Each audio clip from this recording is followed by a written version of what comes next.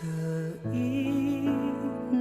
mawar semungil melati di kau cemerlang wanita, semerbak wangi sejinak merpati di kau senandung di cita. Gerak gayamu ringan mengikat hati muda teruna, mekar bersinar menyilaukan mata. Halus wanita bak sutra dewangga, senyummu meruntuhkan mahkota.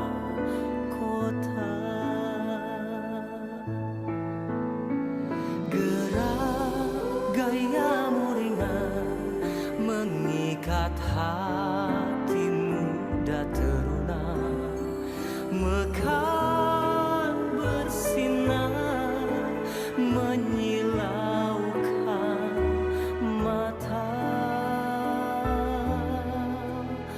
Halus wanita bak sutra dewangga, senyummu meruntuhkan mahkota.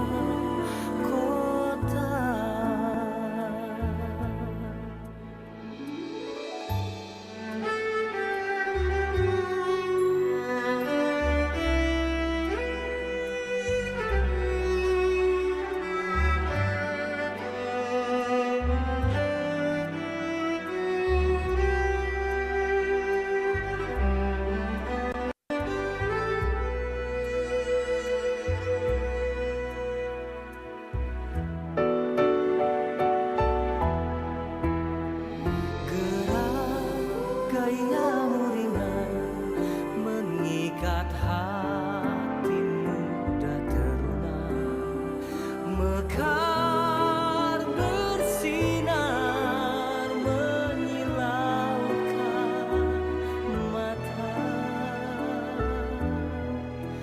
Halus wanita bak sutra dewangga, senyummu meruntuhkan mahkota.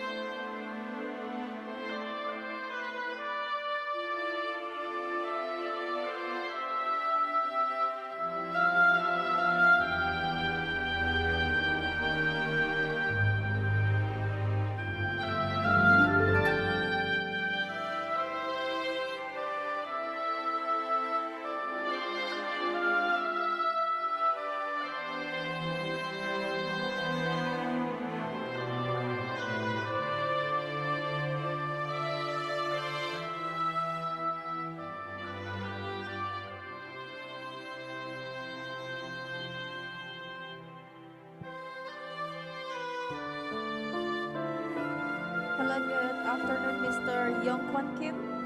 Can you hear me, sir? We're going to check some before we start for your presentation starting at 2 p.m. After this, I'd like to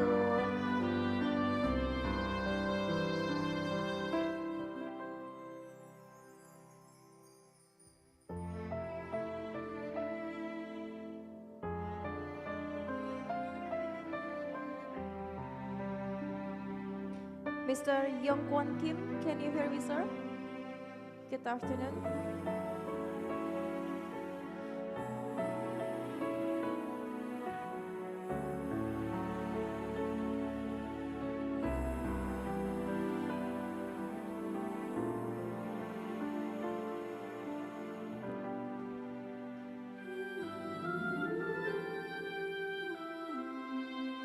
Mr.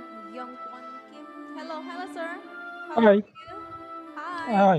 We met again today. How are you? Can you hear me? Yes, I can hear you. Yes, exactly. Okay, we're going to have a check-on before your presentation starting around 2 p.m. after this. Mhm. The audio already clear. And also, Sam, can you make it higher your volume so we can Uh, hear your voice clearly from here? okay.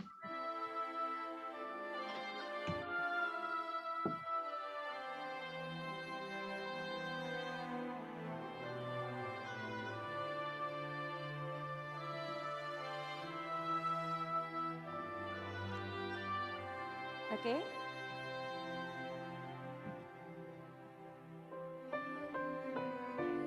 Mm,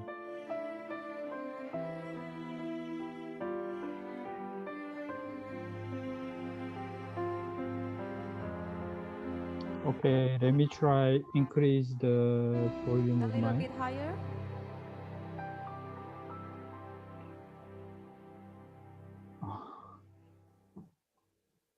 Okay, can we try? Hello.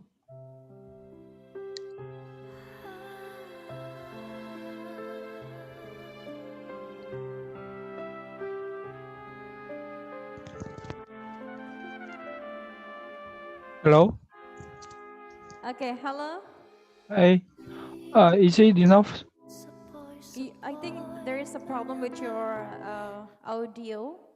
Uh huh. Can you make higher your volume so we can hear your voice clearly from here? Okay.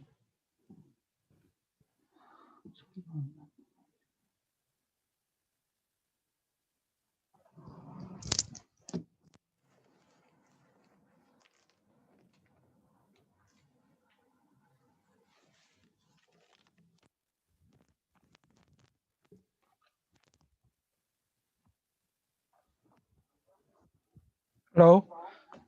Okay, can we try? It's okay to hear you. Okay, it's good. Do not forget about your presentation. We will control your presentation from here. You're just going like saying next and next. Okay, I see. Thank you so much. See you Thank soon. you. Thank you, Mr. Young Kwon Kim. Thank See you you. soon.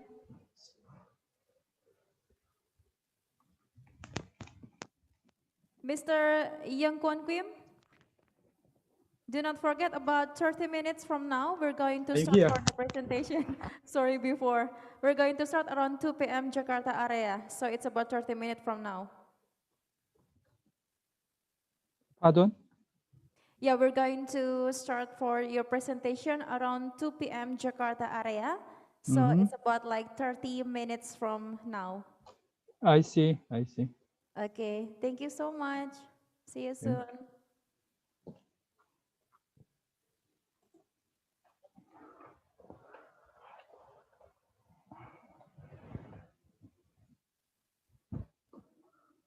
Okay, now we're going to Mr. Sushil Chandra. Good afternoon, Mr. Sushil Chandra. Can you hear me, sir?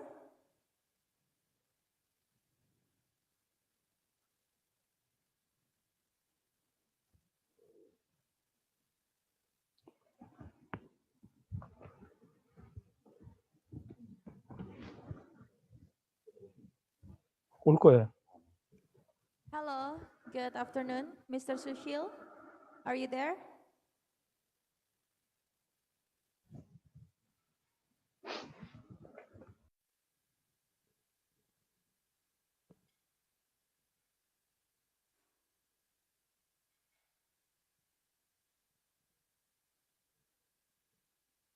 Mr. Sushil Chandra. Sir, can you hear me?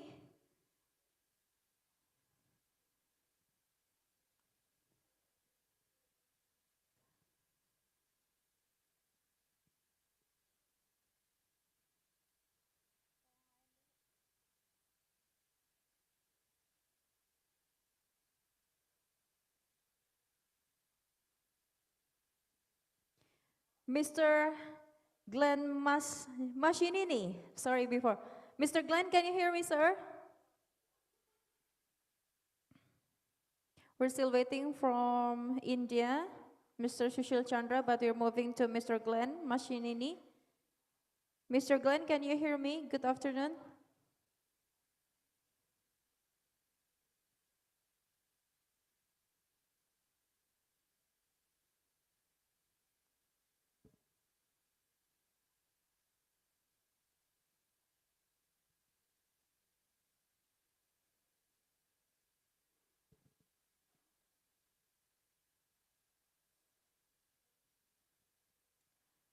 Mr. Glenn?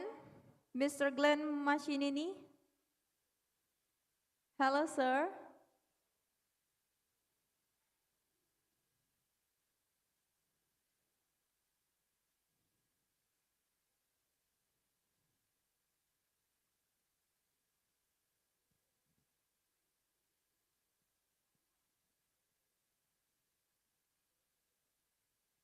Okay, we move to Mr. Sushil Chandra. Mr. Sushil, are you there? You already with us? Good afternoon. Mr. Sushil?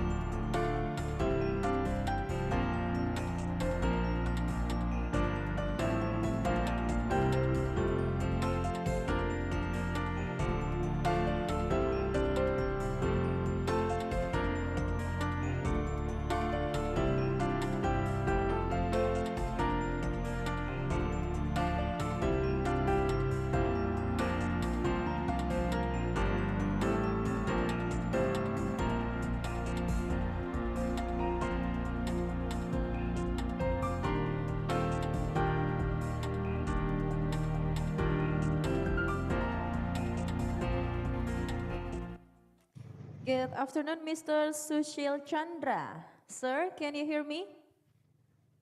Yes, sir. Yes, ma'am.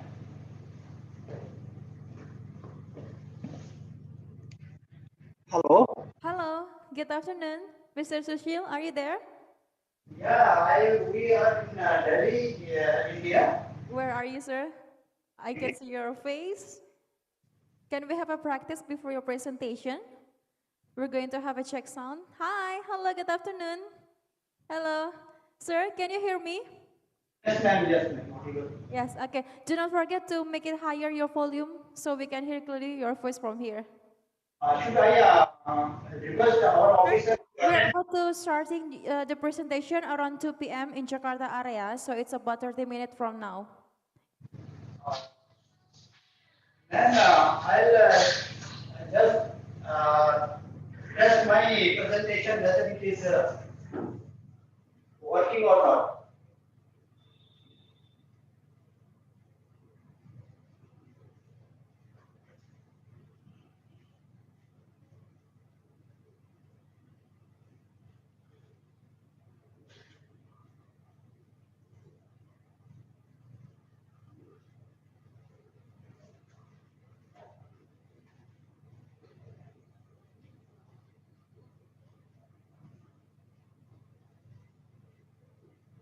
Hello.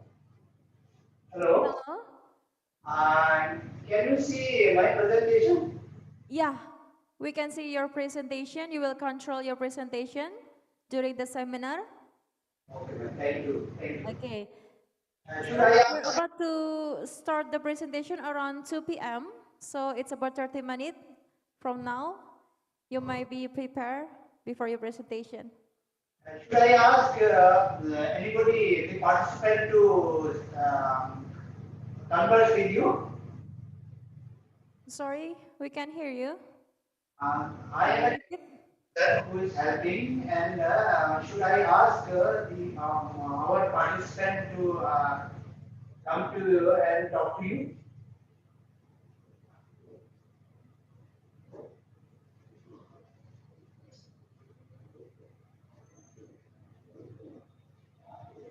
Okay, so Mr. Sushil, your presentation after Mr. Yongkwon Kim from Korea. So you might be prepared after Mr. Yongkwon, then you can start your presentation during the seminar. Okay, ma'am. Okay. Okay, do not forget to make it higher your volume, yes sir, so we can hear you clearly from here. यहाँ आपको आने आना पड़ेगा वो बुला रहे हैं। Okay, thank you so much sir. See you soon, have a good day, good afternoon.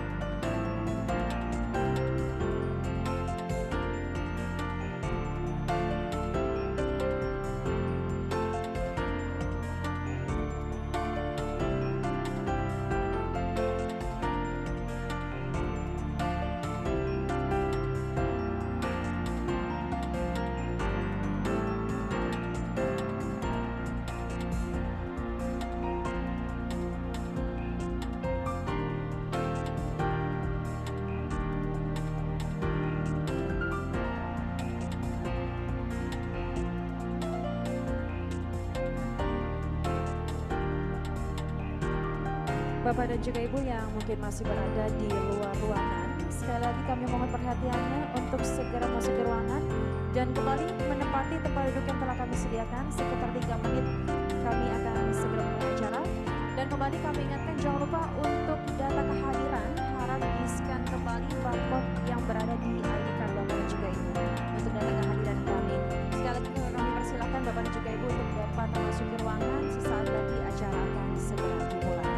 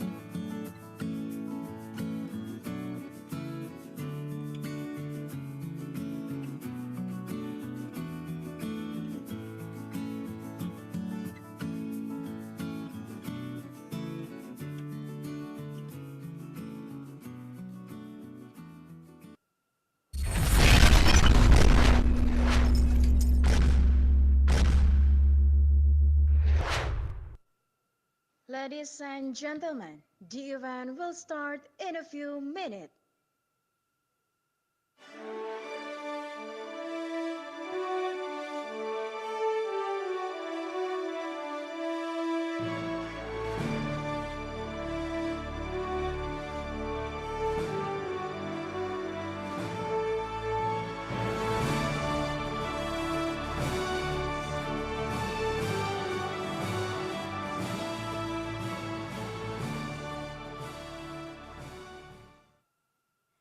Assalamualaikum warahmatullahi wabarakatuh. Good afternoon, ladies and gentlemen. We are welcoming you back at the Election Visit Program 2020. We will continue this event by starting the second session of the seminar, which will be led by a moderator, Mr. Abdul Ghaffar Karim. Ladies and gentlemen, please welcome Mr. Abdul Ghaffar Karim.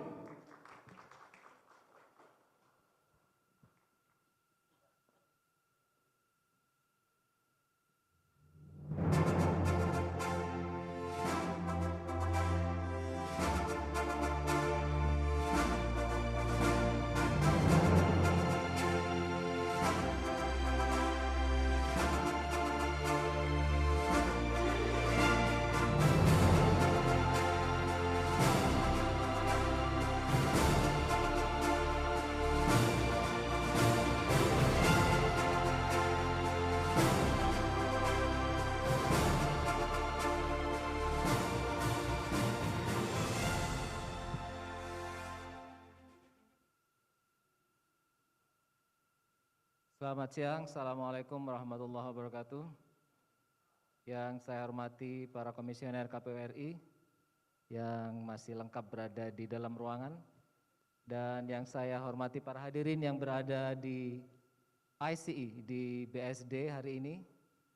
And for those who follow these sessions online, so this is the second session today, and we will have a number of guests from many countries that will share the story of the conduct of elections in the time of pandemic. Ladies and gentlemen, doing elections in the time of pandemic is difficult, but not doing it is far more difficult. So this is really a hard decisions. In Indonesia, we have gone through some in-depth discussion on how long we can postpone the elections, the simultaneous elections in 2020, and we came up with the decision that we will do it in the next 2 days. So today we will have a number of guest speakers from different countries, from different part of the world that will share their experiences and how doing the elections in the time of pandemic.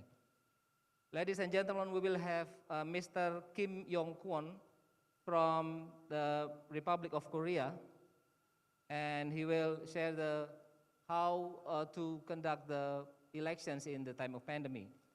We will then have Mr. Sushil Chandra, a commissioner of the Election Commission of India,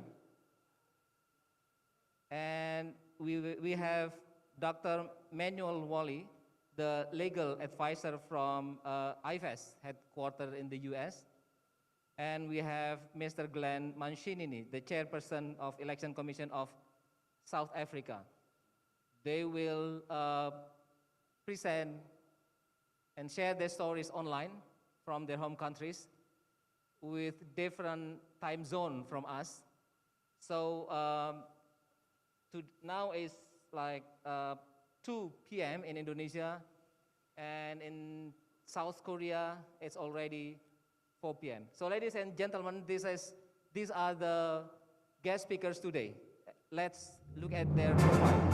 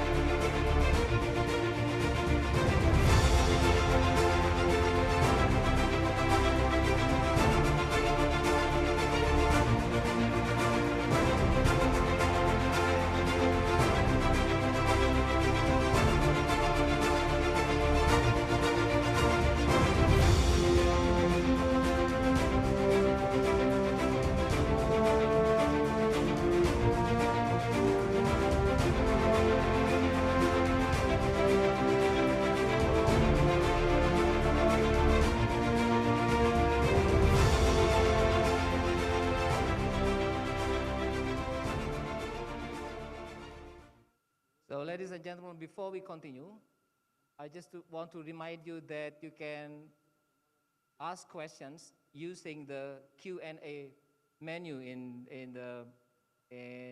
your computer, and then we will choose the questions to be read and then answered by the consecutive resource person.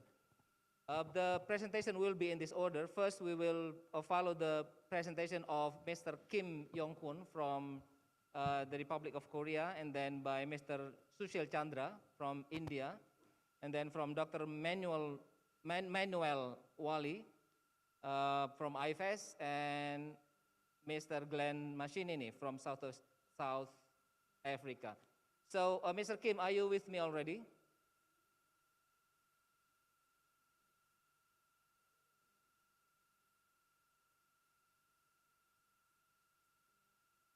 Can we test your voice? Hello, I'm here. Yes, we can hear you. So, so it's 4 p.m. in Seoul now, and it's Yes, 2 yes. p.m. in Indonesia. You will have 15 to 20 minutes to do your presentations, and then we will continue with question and answers later after all the resource persons present their ideas. So, Mr. Kim, your 15 and 20 minutes can be started now. Time is yours. Uh, could you put? Okay, thank you. Yeah, we will do your Uh, presentations okay, from this place. thank you. Good afternoon, ladies and gentlemen. I'm Yonggon Kim, Director of Administration and International Affairs at the National Election Commission of the Republic of Korea. It is my honor to make the presentation on South Korea's election management during the COVID-19 pandemic crisis. I'll focus mostly on how we manage to build public trust and increase the voter participation in the election despite the pandemic. Next, please. I'll make the presentation as follows. Firstly, I talk about how the situation was prior to the April 15th election to briefly describe the level of the crisis and Korean citizens' perception on the upcoming election. Then I cover the electoral system in Korea for your better understanding Korea's election management experience. And also I'll explain what kind of measures were taken by the NEC to respond to the pandemic to create a safe environment for the election. And lastly, I tell you the results of the measures we took. Next, please. Now, let me brief how the coronavirus spread in Korea and how it affected the election management. Next, please. As you see in the screen, on 15th April, we had the 21st National Assembly election. There were about 44 million eligible voters and 300 seats to be elected. The total number of polling stations across the country was 17,838, including 3,508 early voting stations. Next, please. The first confirmed case of the virus was found on 20th January, and a month later, the virus spread and reached its highest number of daily cases, which was 909 people. Around 10th March, Korea recorded the second highest number of coronavirus cases after China. So that the government raised the crisis alert level up to its highest level, conducted massive testing and contact tracing, and imposed quarantine of those who contracted with the virus and their close contact. And this was the time WHO declared COVID-19 a pandemic. This was the situation a month before the election. Next, please.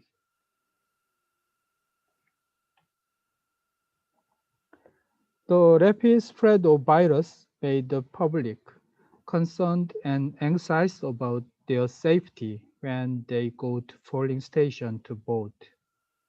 When the health alert for the COVID-19 was upgraded to the highest level, Some people were even saying that we should cancel or at least postpone the election to avoid the nationwide spread of the virus.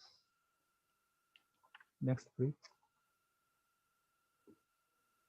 From the standpoint of managing election, NEC worried that people didn't come to vote, which leads to low turnout. And also, people couldn't get much of information they need to make an informed decision on candidates and their policies because face-to-face election campaigning are expected to be reduced. Furthermore, we expected that coronavirus patients were not able to vote because of the quarantine measures, which clearly weakens the legitimacy of the election. Above all, the election itself could cause the nationwide spread of the virus and worsen the situation. Next, please. Prior to talking about what the NIST did under the growing anxiety and concern, I would like to briefly introduce the electoral system in Korea, which will help you better understand the countermeasures we took against the COVID-19 pandemic. The election commissions in Korea have a four-tier organizational structures consisting of the National Election Commission at the central level, 시도 Election Commission at the provincial level, 구시-군 election commissions at the municipal level. Next, please.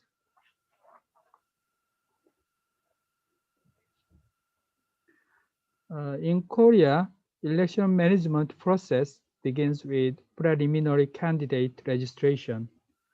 Candidates, after the registration, may do election campaign for 13 days till the day before an election day. Then there will be actual voting and counting and announcing the elected candidate. Next, please. In Korea, we have various ways of election campaign, from putting poster and banners to giving speeches in a public space to having interviews or advertising on TV and radio and to using internet. Among those traditional campaign methods, public speech is the most affected one because of keeping social distance to prevent COVID-19 from spreading out. So this time, many candidates used contactless forms of election campaign methods such as social media, text message, and email due to the concerns of possible spread of coronavirus infection. Next, please. People in Korea can cast their ballots in these 5 ways: overseas voting, shifted voting, early voting, home voting, and election day voting. Those who cannot move freely because of disability, serious illness, or living in military barracks can do home voting. Voters also can do early voting where they may cast their ballots at every place around the country for 2 days from 5 days prior to election day. Next, please. After voting has closed, ballot boxes are transferred to the competent 구시군 counting centers. We do have ballot sorting machine, but it is only used to have sort ballots by candidate by reading the mark made by the marking device and its location. So therefore, actual counting of the ballots are done manually by counting steps. Next, please. Against the backdrop of growing the concerns and anxieties, The NIS built election management system to respond to the health crisis. Next, please. The National Election Commission set three principles for a safe election in response to the COVID-19 pandemic. Firstly, NIS made it clear impacting as much as possible is the best election management to create a safe voting environment. Secondly, the NEC should meet our obligation to guarantee suffrage as much as possible. Thirdly, to fulfill those responsibilities, close cooperation with related organizations cannot be overemphasized. Next, please.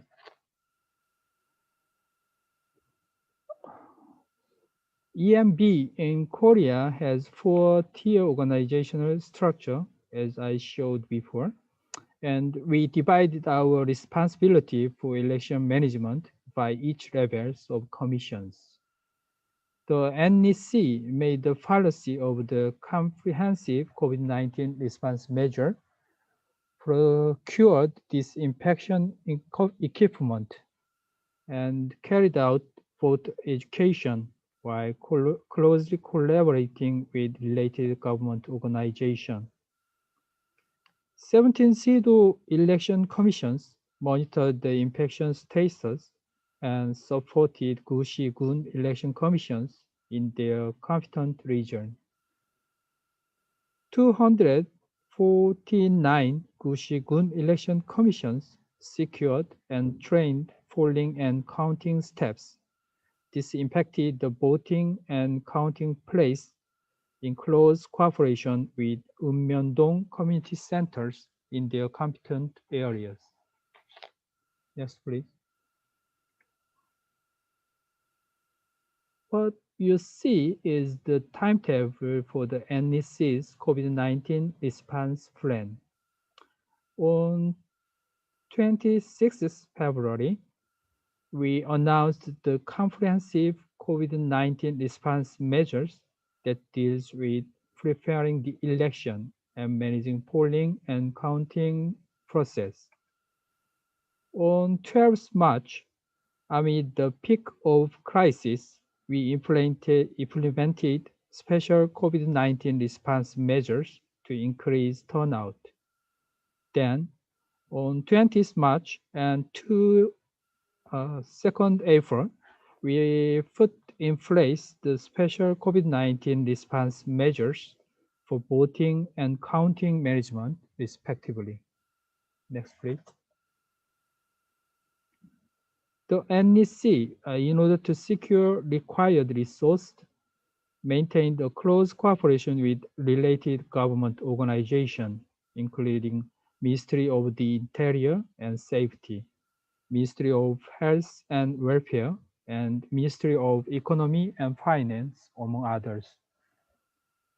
We secured extra 10 to 20% voting and counting staffs in reserve to be ready for the possible loss of staffs due to the quarantine measures arising from the coronavirus infection. We also secured disinfection supplies to create a safe environment for voting and counting process. We, with the priority, secured 18.4 million US dollars of additional budget, which was an increase of approximately 9% of the original budget to respond to over the budget spending to ensure these infection supplies and reserve steps. Next, please.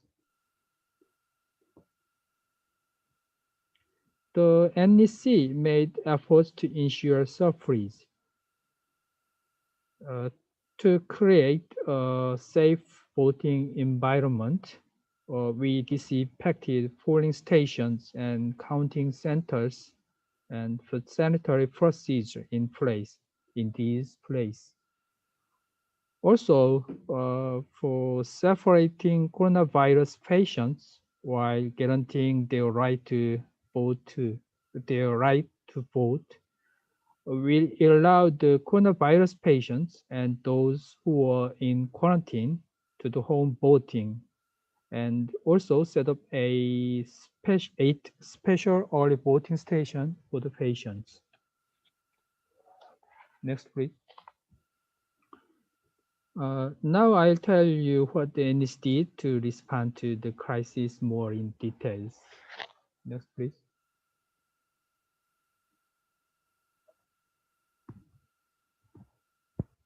As part of the comprehensive COVID-19 response measure, the NEC canceled or postponed ordinary training programs and did PR activities through broadcasting, newspaper, and social media, and replaced required trainings with online learning.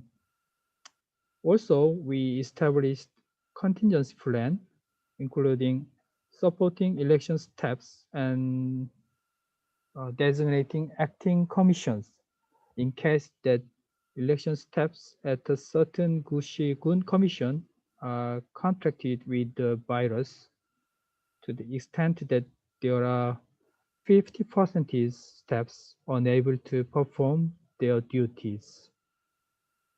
Finally, we disinfected all the polling stations and counting centers, established temporary polling stations for those who were found with the symptoms at the polling station entrance, and required all to wear a mask and a vinyl glove, sanitize hands, and get temperature checked before getting inside. Next, please. The NEC made election information material to inform the voters the code of conduct when voting for the election. It was mostly about the basic hygiene and sanitary measures they needed to follow in the polling station. We also made the election guide for voters to be informed of what kind of procedure they need to follow to vote in the polling station. Next, please. Next, please. The NEC made a systemic approach for media and public relations to increase voter turnout. Most importantly, we needed to deliver the message contained in the voter code of conduct and the election guide for the electorate to be well informed of the fact that the polling station would be safe for all the measures we put in place. First of all, the chairperson of the NEC made a public statement claiming the concerns of the public and calling for their participation. We utilized the news and radio comments and TV campaign and subtitles to transmit a broadcasting of message while posting them in the NEC website and in special media platforms, including internet portal, blog, and influencers viral videos. Next, please. The NEC run Korean election broadcasting station. The station made several information video and did real-time broadcasting on the election day. The video they made were about the polling station disinfected, sanitary and hygiene measures implemented, and how to go on a vote while following the voters code of conduct and election guide. Above all, the station transmitted a live broadcasting showing the real-time images of polling station and counting centers on the election day through social media platform and internet portals. Next, please. The NEC to ensure a safe voting environment by using private companies specialized in disinfected every polling stations across the country before and also after voting is carried out. We implemented sanitary and hygiene measures in all the stations, including temperature checks at the entrance, disposable gloves, and hand sanitizer provided. 1 meter social distancing also maintained, and even temporary polling booths set up for voters with symptoms such as a high temperature of 37.5 Celsius degree or higher. Next, please.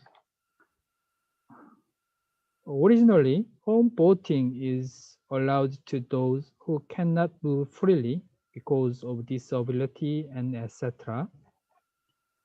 Within the existing legal frame, NEC expanded home voting to COVID-19 patients and those who are in quarantine as a way to reduce the number of disfranchised people due to the COVID-19. Next, please.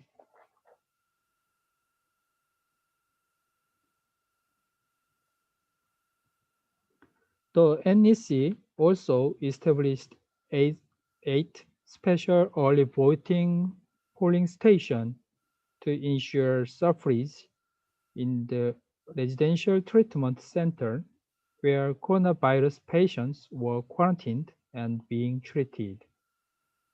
We dispatched polling staffs wearing a level D PPE to manage the election there.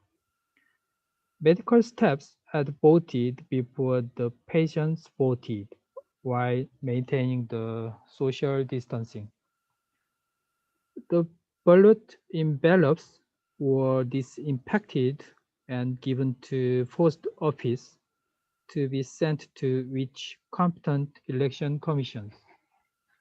Next, please. Korean citizens normally may vote at 176 diplomatic missions in 177 countries around the world. But this time, due to the restrictions on movement by the host country to prevent the spread of virus, Korean citizens in 55 countries were not able to vote.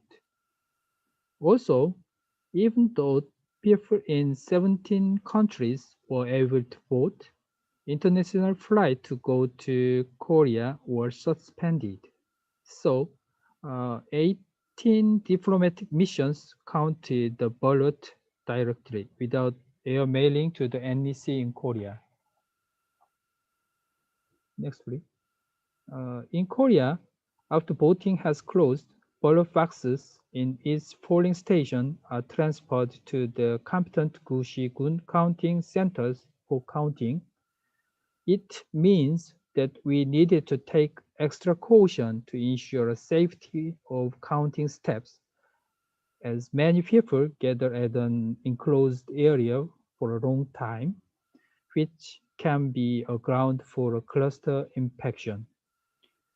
To protect people and prevent infection from spreading, we secured places large enough allowing distancing between counting steps and disinfected much as possible. And we also carried out detailed hygiene and sanitary measures at there. Next, please. One of the key measures to create a safe voting environment is to procure enough disinfection supplies. These are the list of the equipment we procured to manage the election. Next, please. Next, please.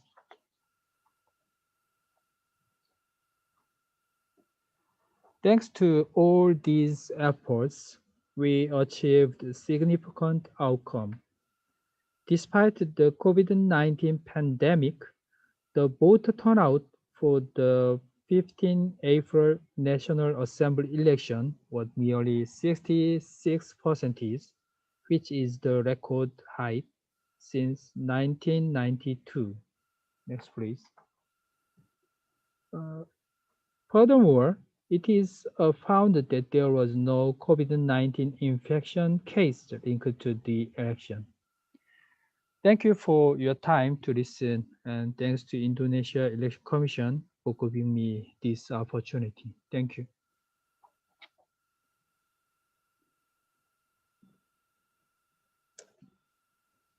Thank you, Mr. Kim. That was a very impressive effort made by the Korean Electoral Commission. And we noticed that there has been some early uh, voting system in Korea, and that is very good in the time of pandemic, but for some reasons we could not really do that in Indonesia. So there might be some discussion on that later. And for those who have questions regarding Mr. Kim's presentation, you can use the Q&A feature. Don't forget to mention your name, your agency, and uh, write your question as clear as possible. So thank you once again, Mr. Kim, for your impressive presentations. Thank you. Thank you. So the next will be Mr. Sushil Chandra from Election Commissions of India. Mr. Chandra, are you with me? Yes. Yes. Okay, so yeah, we can hear your voice now and we can see your pictures. Thank you. So thank you for joining us, Mr. Sushil Chandra. Uh, Perhaps you can also introduce the other persons who are with you in these occasions before starting your presentations. And similar with Mr. Kim, you are allocated 15 to 20 minutes to share your experience in India. So time is yours. Okay, thank you. I am Sushil Chandra, Election Commissioner of India.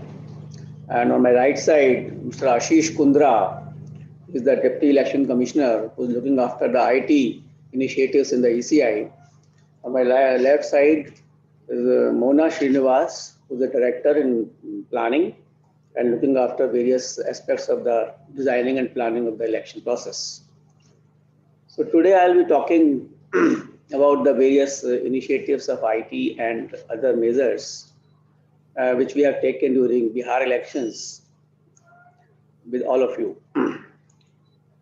His Excellency Mr. Arif Budiman, Chairman General Election Commission KPU of the Republic of Indonesia, and his colleague, His Excellency Mr. Glenn Mashnini, Chairperson Electoral Commission of South Africa and Vice Chairperson of ABAP, Mr. Kim Yong-kon, Director Administration and International Affairs, NEC of Republic of Korea, Mr. Manuel Valley, Advisor International Foundation for Electoral Systems IFES, distinguished delegates from participating EMDs, my colleagues from ECI, ladies and gentlemen. It is my privilege and pleasure to join you all at the webinar on sharing experiences at this virtual election visitors program organized by KPU of Republic of Indonesia during the Indonesian concurrent regional head elections 2020. India and Indonesia share 2 millennia of close cultural, social, and commercial contacts. We have shared histories, myths, and heritage. The relationship between the two countries has emotional roots. The Election Commission of India has also close relationship with the KPU of Indonesia.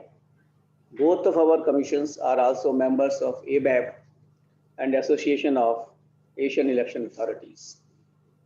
We fondly remember and recall the visit of His Excellency Mr. Arif Budiman, Chairman KPU of Indonesia, and His Excellency Mr. Abhan, Chairman of the Bawaslu, to India for participation in the ABAV 4th General Assembly and International Conference on Initiatives and Challenges of Social Media and Information Technology in elections held from 2nd to 4th September 2019 in Bengaluru.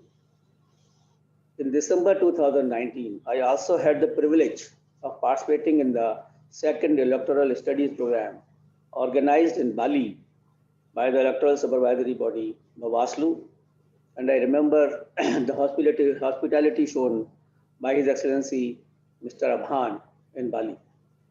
A delegation led by His Excellency Mr. Arif Budiman, Chairman APU of Indonesia, participated in the virtual international election visitors program organized by ECI's India ABAV Center from 5th to 7th November during Bihar Assembly elections. I'm grateful for the opportunity to share my views on a theme which has become a defining challenge this year for election management bodies around the world. The pandemic has altered the dynamic of every human activity and redefined social interface. Elections are no exceptions to that. In fact, the entire spectrum of electoral processes run contrary to social etiquette warranted by the contagion. In election, a small step requires social interface. Political campaign in all democracies involves large crowds of people congregating to listen to views of leaders. Voting day sees a large gathering of people queued up around polling stations to exercise their right. Even the counting of votes in designated halls has a large number of security forces and election officials. It is almost like a festival which is felt and felt by the voters whenever an election is held in our country. Needless to say, in nations such as ours, which have a large population base, the risks and challenges are even much greater. Today, I will share with you our experiences of conducting elections during such challenging times, the protocols we developed, the processes we recalibrated, and the technologies we redesigned to make it all happen. Actually, the elections in Bihar were to be completed before November 30th, 2020. Like many other MBs, EMBs of the world, we were also faced with the dilemma of how best to conduct an election that would not jeopardize the safety and health of our citizens. We were having challenges before us that should we postpone the democratic right initially, or if we conduct the elections, how safe it can be. We should not be called as a spreader of disease, or how to have a safe elections and without affecting the turnout. We were very much concerned about that if we conduct the election, whether the voters will participate in election process or they will shy away from that. So there were three challenges before us before we took a decisions in this regard. We had a on the ground meetings. Our teams had gone to Bihar, Patna, to discuss with the various authorities. We also had a very long discussions with all stakeholders, including the health ministry officials, the home ministry officials, and other stakeholders like political parties, the voters' bodies, so that we can design, we can calibrate, we can revisit our SOPs so that the election should be absolutely safe. Because once we decided that we will hold the election, we will have the elections, then the challenge was before us as to how safe elections can be done without affecting the turnout of the voters. And we decided that we will have the elections. What were the bigger challenges then? That how should we have election? We had the elections, and to your surprise, we had a larger turnout than the earlier elections of 2015. So, but there were many challenges, and how we overcome that and how we revisited our policies into this. I like to highlight various issues into this regard. In Bihar, which is one of the most populous and a state which is having 38 districts and 73 million voters spread over all 38 districts. And at the time of our decision of making elections, there were around 13,000 patients of COVID-19. So we had to examine as to which districts are more affected, which districts are least affected, and how can we have our more instructions as to how this safe elections can be conducted. We found that 1.8 million migrant voters, which were in different states of India, migrated during this period to Bihar. So the first challenge was that all of them should be first registered with our voters registers. And we found that out of 1.6 million who were eligible to vote, 1.3 million were already registered and enrolled. But the remaining zero point 0.3 million voters were, rapidly enrolled in our registers.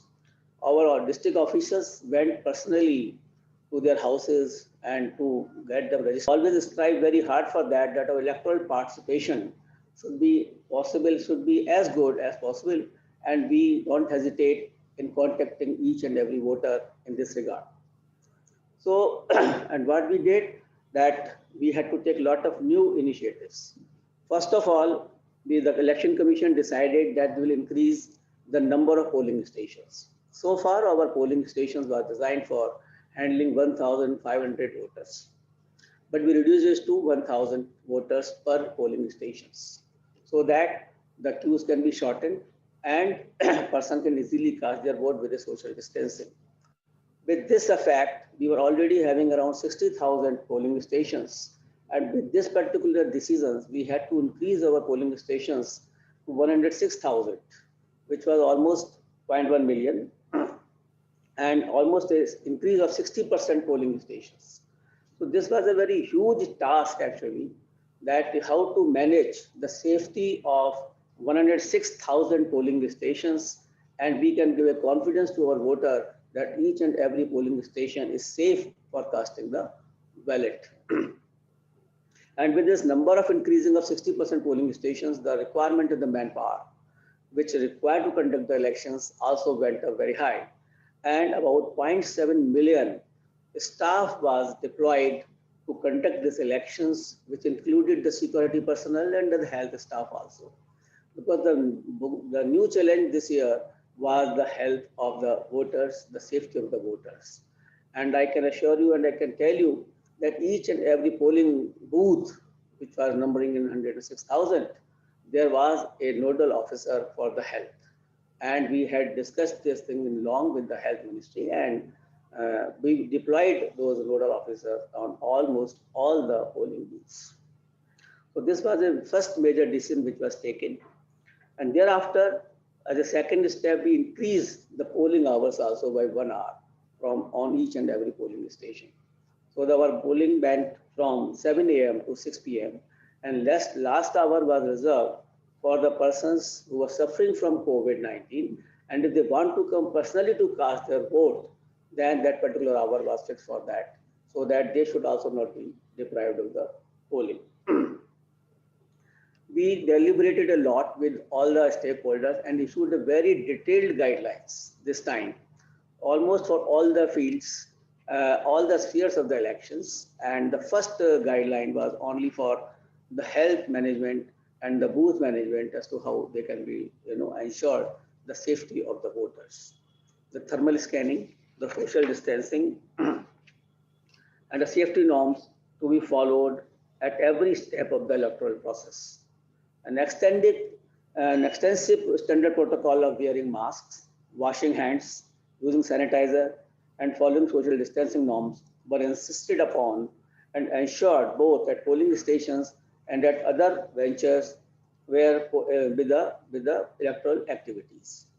We procured masks, sanitizers, washing arrangements, and gloves also, so that whenever anybody is casting the vote on the EVM, they should have gloves in their hand, so that there's no chance of any spread of the infection.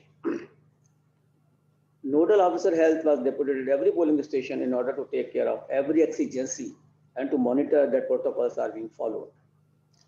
Campaigning is another aspect actually, which every political party wants a large congregation the message can go to the larger population of the voters. But this time, we also restricted the campaigning, though we adopted a hybrid system, digital campaign also and the physical campaign also. But the physical campaign was restricted in the sense that while a person is coming for even for nomination, then only he will be accompanied by two persons. Earlier, he was accompanied by five persons. So we reduced the number of the persons who can visit to the RO office while nomination. Similarly, while campaigning, it was ensured that all the grounds in which the physical campaigning is being done, only those number of persons will be allowed to attend which are in conformity with the social distancing norms. And for that, our district administration, the DOs, and all the districts collected the details of various places where the rallies were being held. And we put the circles at a distance of 2 meters so that a proper safe distancing is maintained. And the number of persons who are attending the rallies is restricted so that there's no chance of spreading the virus and the social distance is maintained. Similarly, for door-to-door campaign, we restricted the number of persons to five, and no more than five persons will go from door to door to campaign for the voting, and they will also maintain the social distancing. And the district administration was made responsible for that. That the law enforcement agencies, that the administration will look into this aspect very clearly, and action will be taken against the persons who violate the social distancing norms. So this was absolutely hybrid system for our campaigning, and therefore that campaigning could go well as well as various parties. Actually, when we were discussing with the political parties, some of the political parties were of the view that it should be only digital campaigning, and some political parties wanted no, that we should have a physical campaigning so that we can convince the persons actually in person. So we allowed both of them, and it hybrid system was adopted. Special arrangements were also put in place to facilitate COVID positive quarantined voters in the last hour of the poll with polling staff in PPE kits. We even provided the PPE kits to our staff officials and to the persons who are coming to cast the vote so that actually the vote can take, casting of the vote can take place, and there should be no person who should left behind from casting of the vote. We also extended the postal ballot facility to electors with the persons with disabilities, electors aged 80 plus, and those who are COVID positive under quarantine. More than 12 lakhs such voters were given postal ballot facility at their doorstep by our election officials. But you will be surprised to note that in spite of this option, an overwhelming majority of such voters preferred to visit the polling stations than voting from the home. Such is the confidence reposed by the voters in the Election Commission of India. They want to come to the polling stations, they want to cast their vote, and only very few persons chose to cast their postal ballot, because we even deputed our officers to go to their home and to collect the postal ballot. Similarly, distribution and receipt of polling material was heavily decentralized. And the counting, as far as counting is concerned, the number of counting locations was increased from 38 to 55, and the number of counting tables in each hall was reduced from 14 to 7 to maintain a social distancing among the election staff who's involved in the counting of votes. But I must share with you that despite such a massive increase in terms of the spread of election infrastructure, the counting of more than 40 million votes was completed, and results for all 243 constituencies were declared before dawn of the next day. So in much less than around in 20 hours, we could count all the votes and we could declare all the results in all 243 constituencies. The collection and disposal of biomedical waste, which was also an important issue, and we cannot be ignorant to the environment. So biomedical waste was emerged as another challenge for the EMBS, and in Bihar, elaborate guidelines were drawn for tagging of polling stations and other places where biomedical waste was generated, and the steps were taken for its safe disposal. Another area which I would like to highlight is the SWEEP program, that is our systematic voters education and electoral participation program. because there was a big challenge as to how to communicate with the voters. We are making our polling stations safe. We are getting them sanitized. We are providing the sanitization material to the voters, but how to convince our 73 million voters in Bihar that please come, cast your vote, the polling station is safe. So we put this sweep program, that voters education program, in full swing by using even the community radio program, the digital means, the digital media, the multimedia forums, including the advertisement at various places, and so that the voters can be confident, the voters can be spoken about it, the confidence can be generated in them that please come, you have to cast your vote and the polling stations are safe. And I am very happy to say that this program was absolutely successfully completed, because of which our turnout was much more than the last elections, and the person participated in spite of being, in spite of having a COVID-19. So the election commission's efforts absolutely were quite fruitful, and we were vindicated by the voters of the Bihar that they could repose, they could have a complete faith in the system of electoral process, and they cast their vote. For these particular this all processes, we use various technological inputs also, and we've been asked to tell about the various technology which initiatives which we have taken. Though in detail, my colleague Mr. Ashish Kundra will give you a full presentation, but nevertheless, I would like to mention various important technological innovations and the technology, how we helped how the technology helped us into improving our electoral system during this COVID-19 period. Because technology can be leveraged in such a scenario, both to enhance the transparency and credibility of election, and also to minimize person-to-person contact. For many years now, ECI has used the latest technology to reach out to more and more people. Today, we have created a unified digital data base of over 920 million electors in the country. We have online facility for enrollment as voter, making changes in the voter details and checking name in electoral roll online. Candidates and political parties are offered a unified digital interface to obtain permissions, file election expenditures, and many such activities. This time, we also introduced the facility for online filing of nomination. This is the first time in India that we have used this facility, and we generated our system, we developed our system that the candidates can file online nomination, and they need not to come and wait for a long time before in the RO office. So, and many candidates, many political candidates have utilized this particular online facility and have filed their nomination on this platform. PWD voters, electors are facilitated through a PWD app. We have developed a app for the benefit of the person with disabilities, and that gives basically that whether they require any assistance at polling booth and any vehicles which is required for them, and we facilitate their absolute approach to the polling stations. We provided a vehicle, we provided them all assistance at the booth, so that the persons with PWD could cast their votes. An important thing is the C Vigil also. This is an app which empowers the citizens of the country to report anything which is adverse and against the violation of a model code of conduct, and that action is taken within 100 minutes after getting any complaint in this regard. And as you are all aware that we conduct our polling on the EVM and the VVPAT, that electronic voting machine, and the VVPAT, which is a transparent system of casting the vote. And during this election, we have used more than 110,000 and means around 0.1 million EVMs and VVPATs in all our polling booths.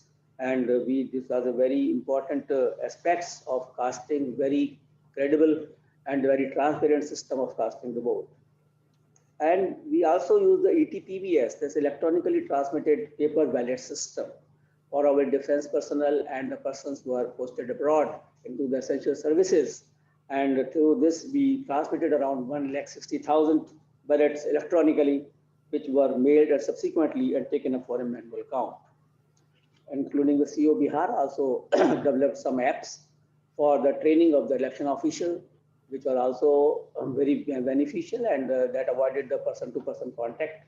So that was a good technology which we use for educating the staff. We use it for the voters and to help the citizens of the country to report any manipulations or any mishandling of the persons. Even as I speak with all of you, we are now gearing up for the next round of elections. 4 large provinces and a union territory are scheduled for elections over the next few months. The election machinery in each of these states is already in the process of deploying even deeper technology solutions for safer elections. As the year 2020 draws a close, it is indeed an opportunity for all of us to look back at the challenge humanity faced in this year. There is a sudden realization of something we always knew, that the world, despite its national, linguistic, religious, and myriad other differences, is one single whole where mankind has lived and flourished. It is a feeling of togetherness, of being one in the cosmos.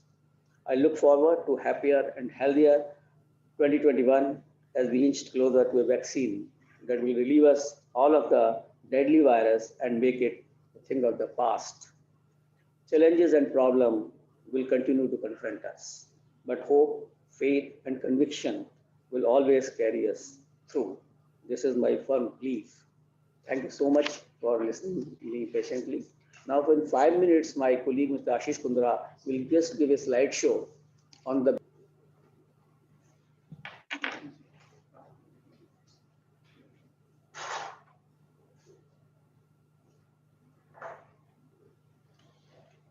Good afternoon. I'll give a quick snapshot of how we leverage the IT tools for conduct of elections.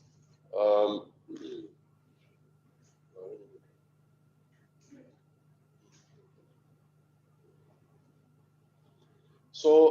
COVID-19, of course, for elections posed enormous challenge, as Chandra sir has just highlighted. Safety was the primary concern, and social distancing, of course, became the new normal.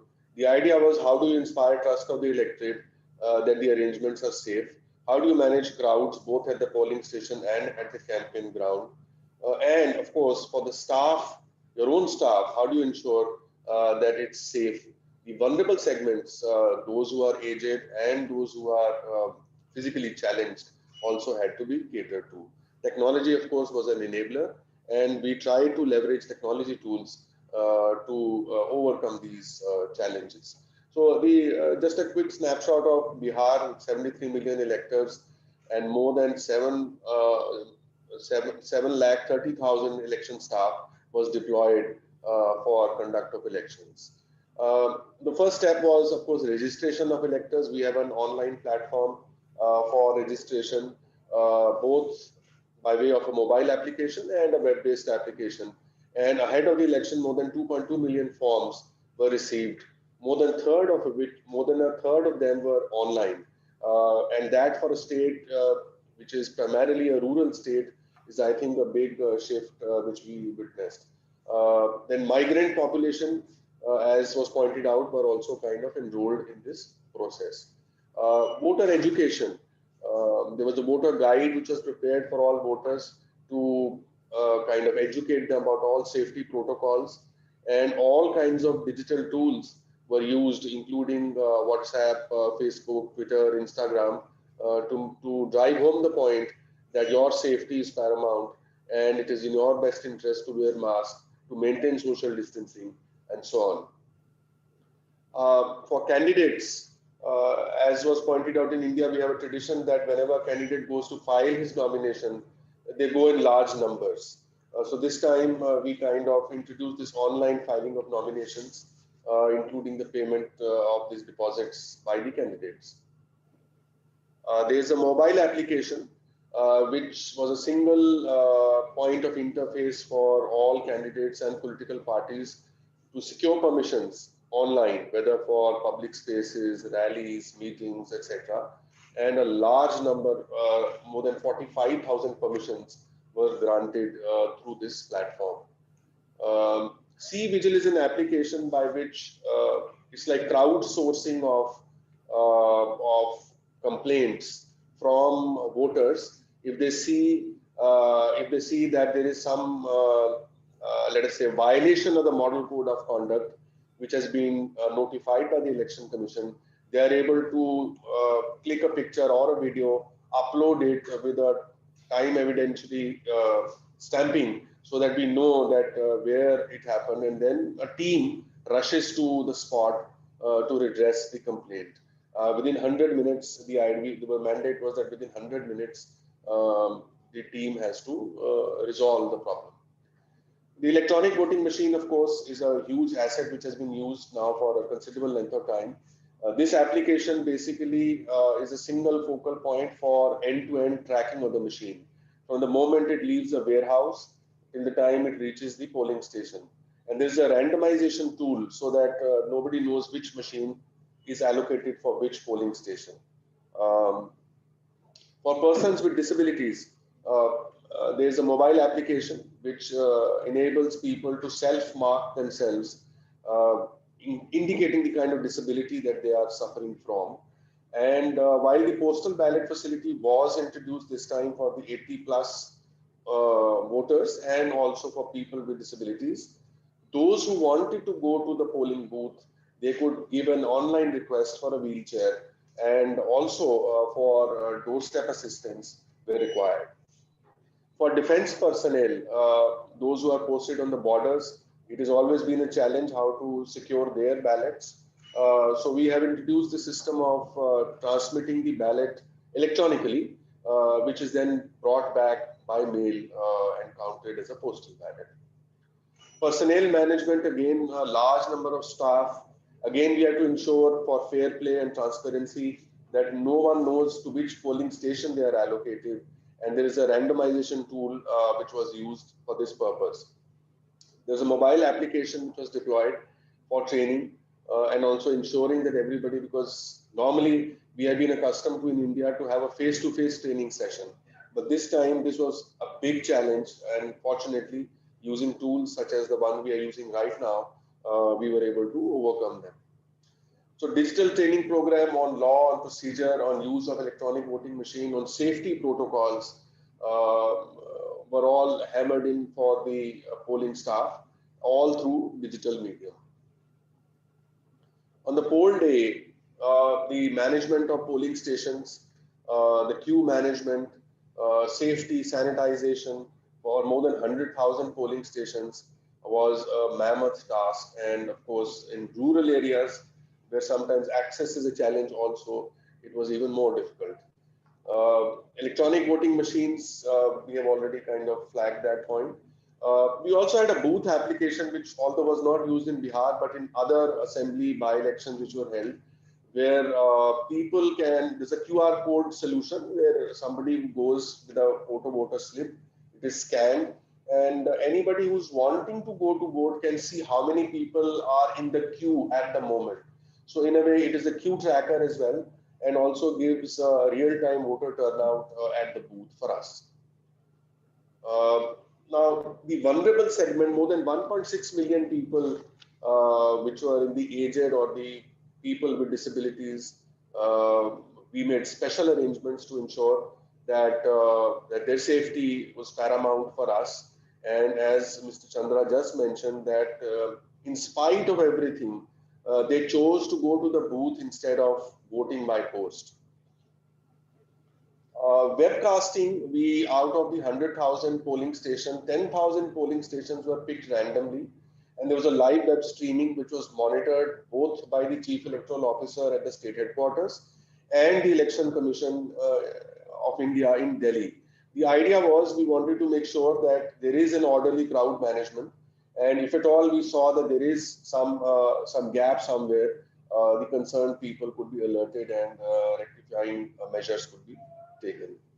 And counting, of course, we have a unified web portal which kind of gives round-wise the data is entered, the EVM counts and the postal ballot count is entered, and automatically then the results are collated and displayed online. And that's how we were able to kind of finish all that in good time. That's about it. Thank you very much.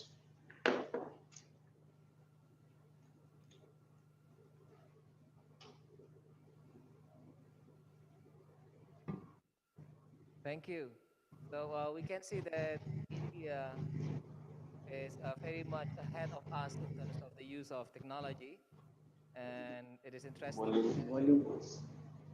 You have electronic voting machines all over the country, which is no less than 450,000 machines.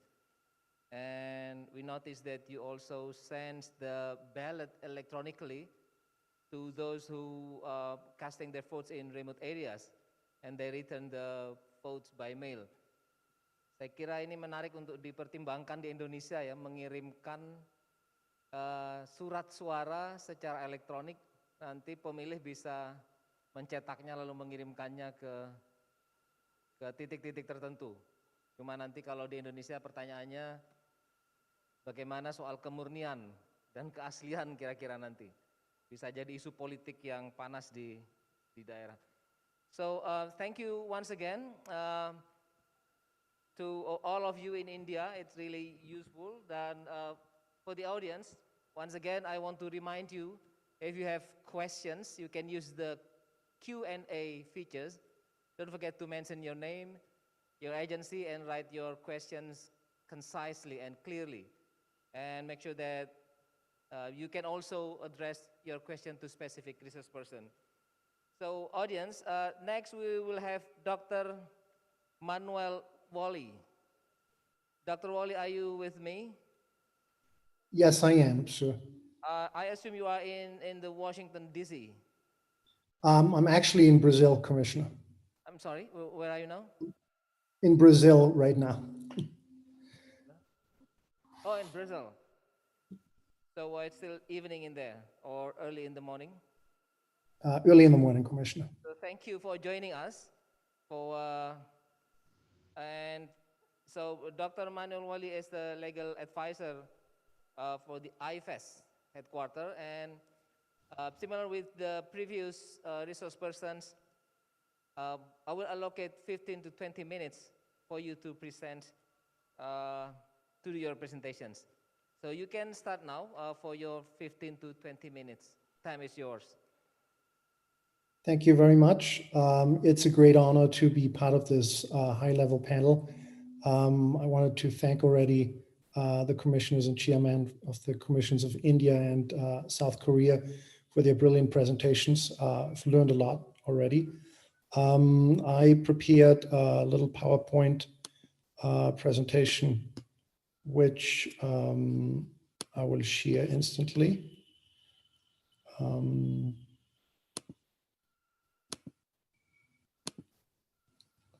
I will be speaking exclusively about vote by mail, starting perhaps with a brief global overview. We've heard already that the commissions in South Korea and in India expanded the ambit of voters who were allowed to vote by mail because of COVID.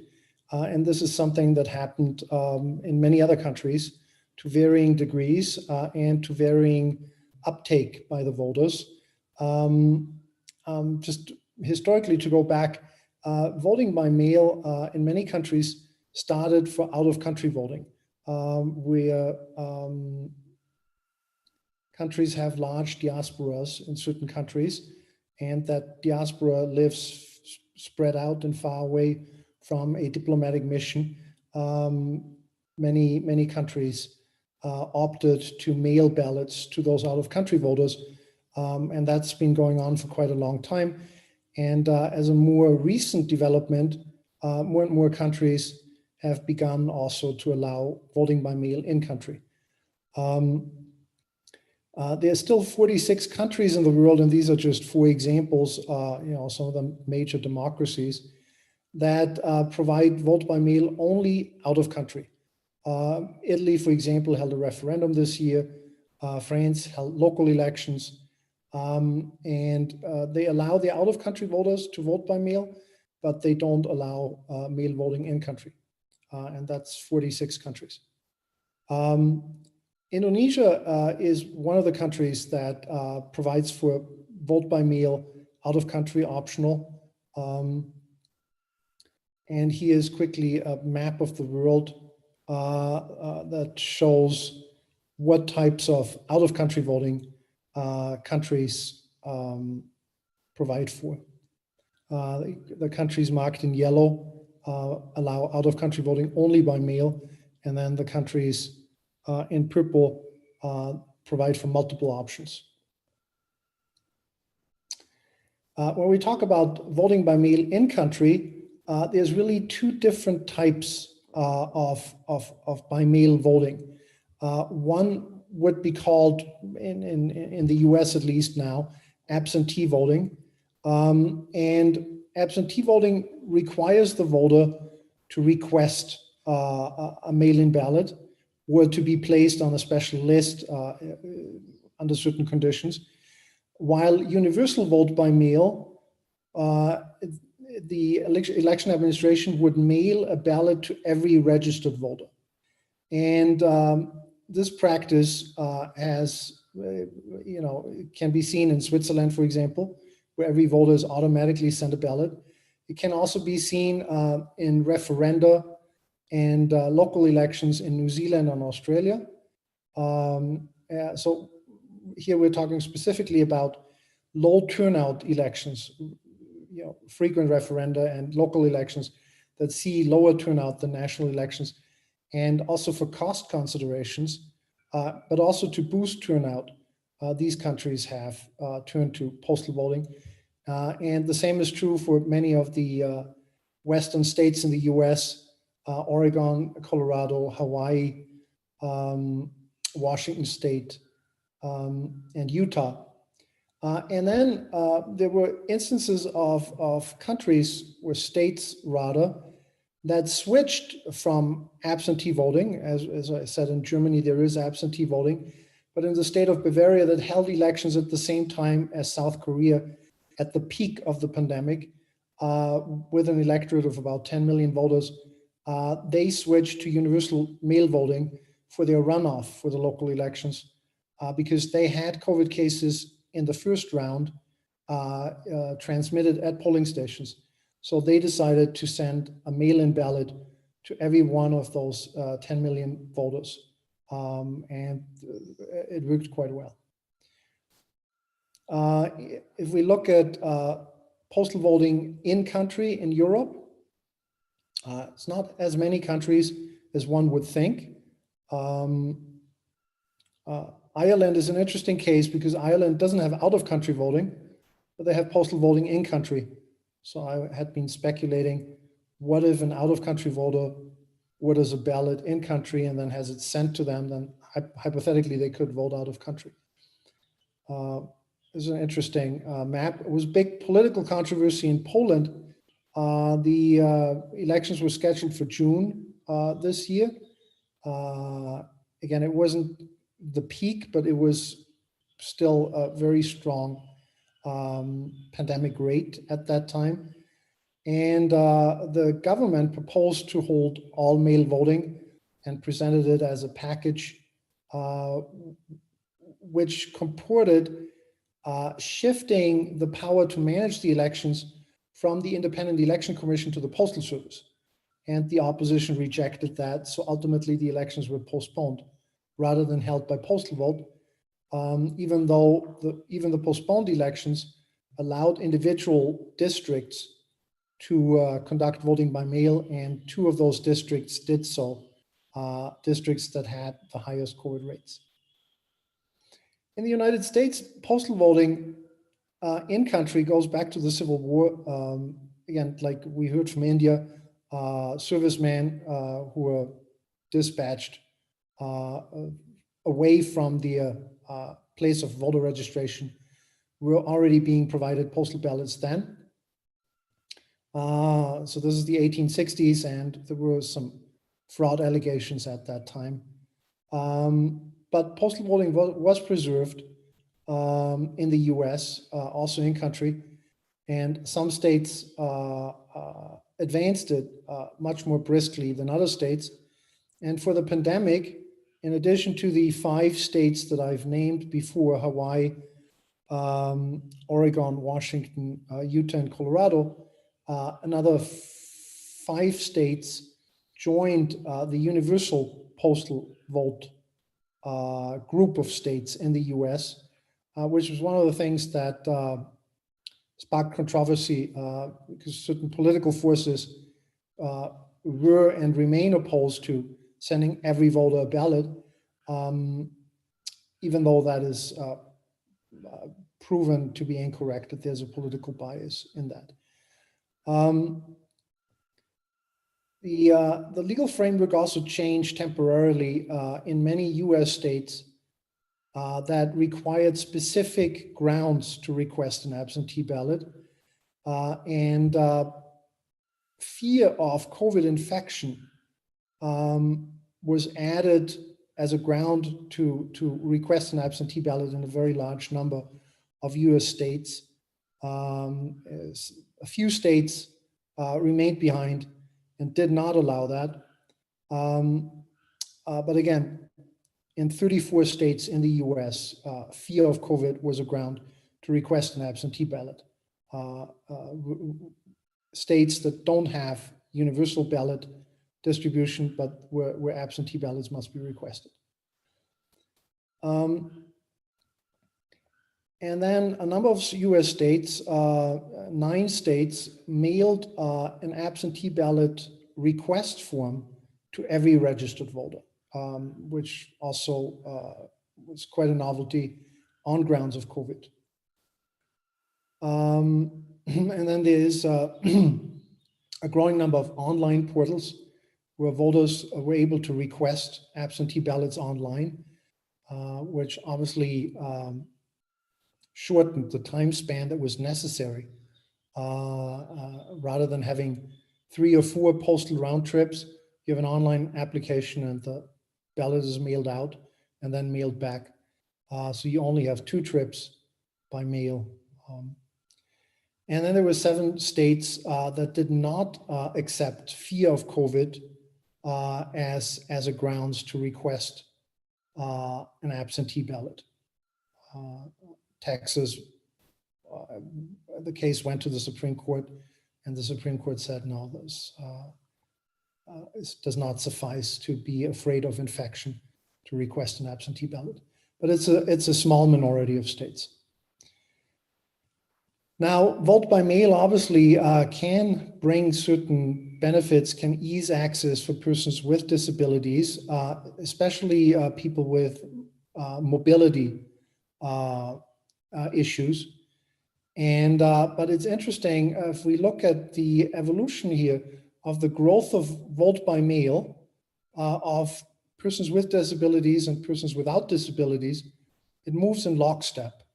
And so voters with disabilities seem to want to do what voters without disabilities are doing. It's also that some jurisdictions have been using the provision of postal voting as a pretext not to make polling stations accessible, wheelchair accessible. So that is obviously something that needs to be avoided. Generally speaking, vote by mail also needs additional features. Like, for example, the Election Commission of India said that ballots are being transmitted electronically. If that is done, there can be special features added for persons with disabilities to use their devices, the home-based computer devices, to complete the ballot. So electronic ballot transmission is quite important for the PD community.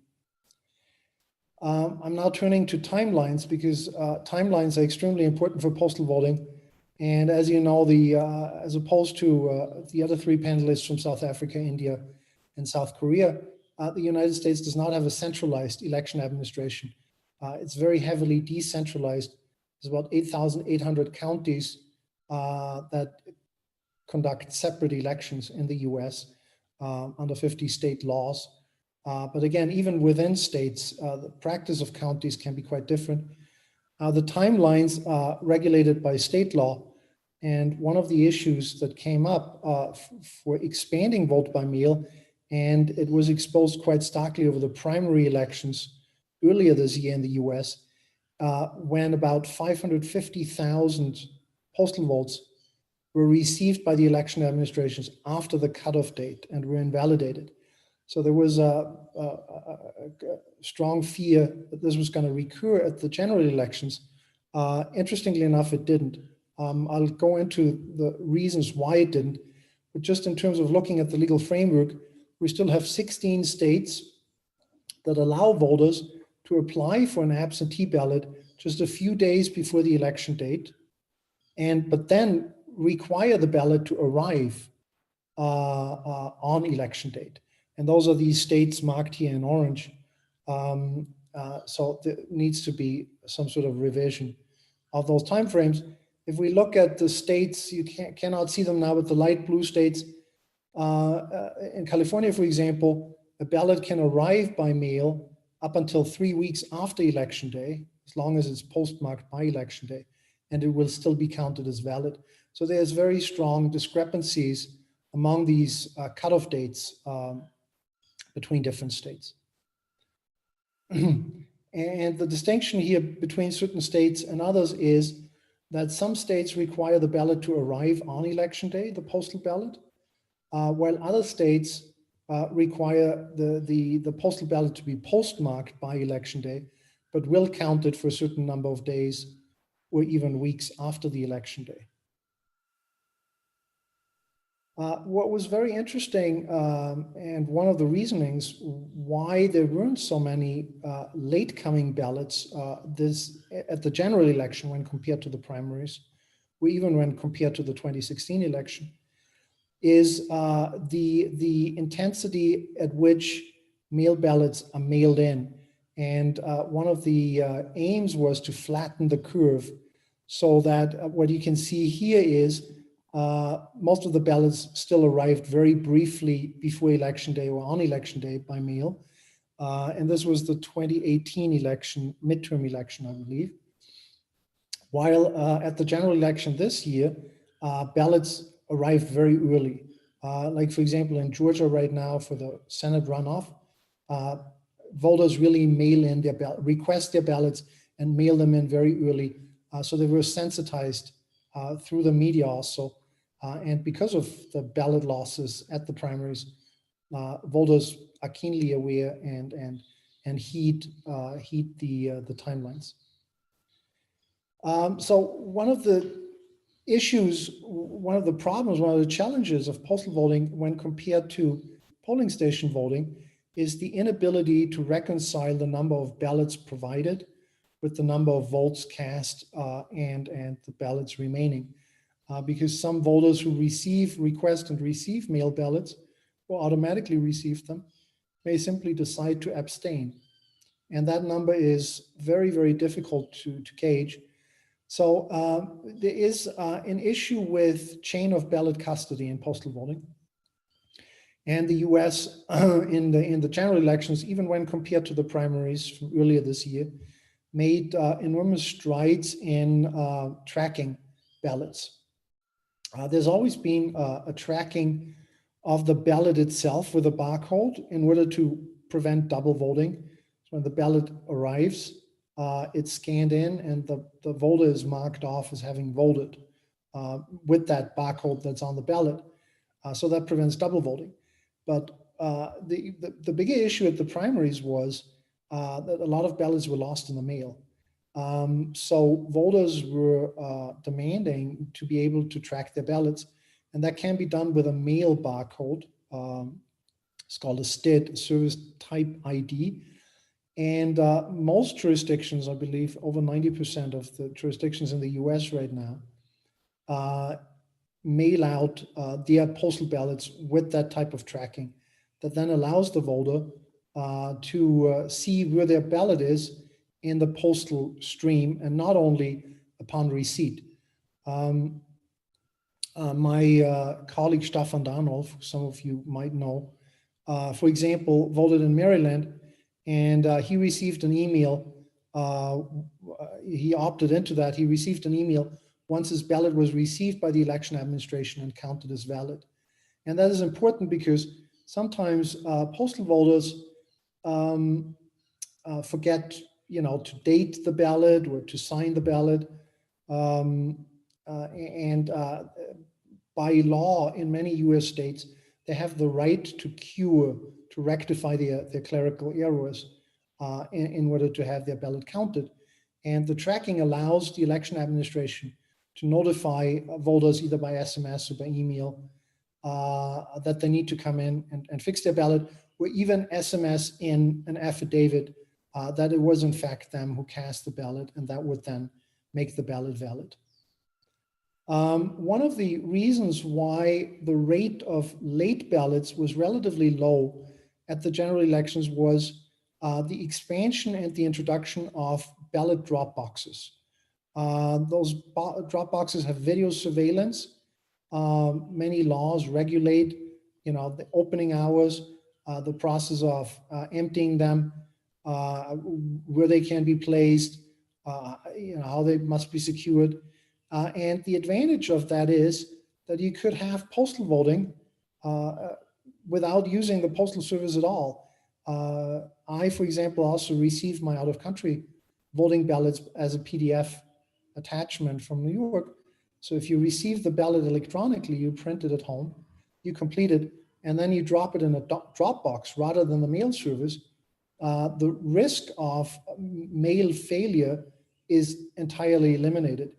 And in Colorado at this point, one of the states that has the longest postal voting history in the US, about 80% of voters drop their postal ballots into drop boxes rather than the mail. The same in Germany. I think in Germany is about 60% now using drop boxes, and also in Switzerland.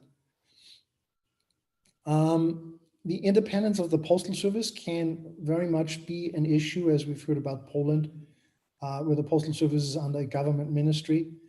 And there was also controversy in the US because a new postmaster general had been appointed who eliminated critical sorting infrastructure for flat mail, since most postal services are now shifting to parcel mail with e-commerce, and election mail is obviously flat mail.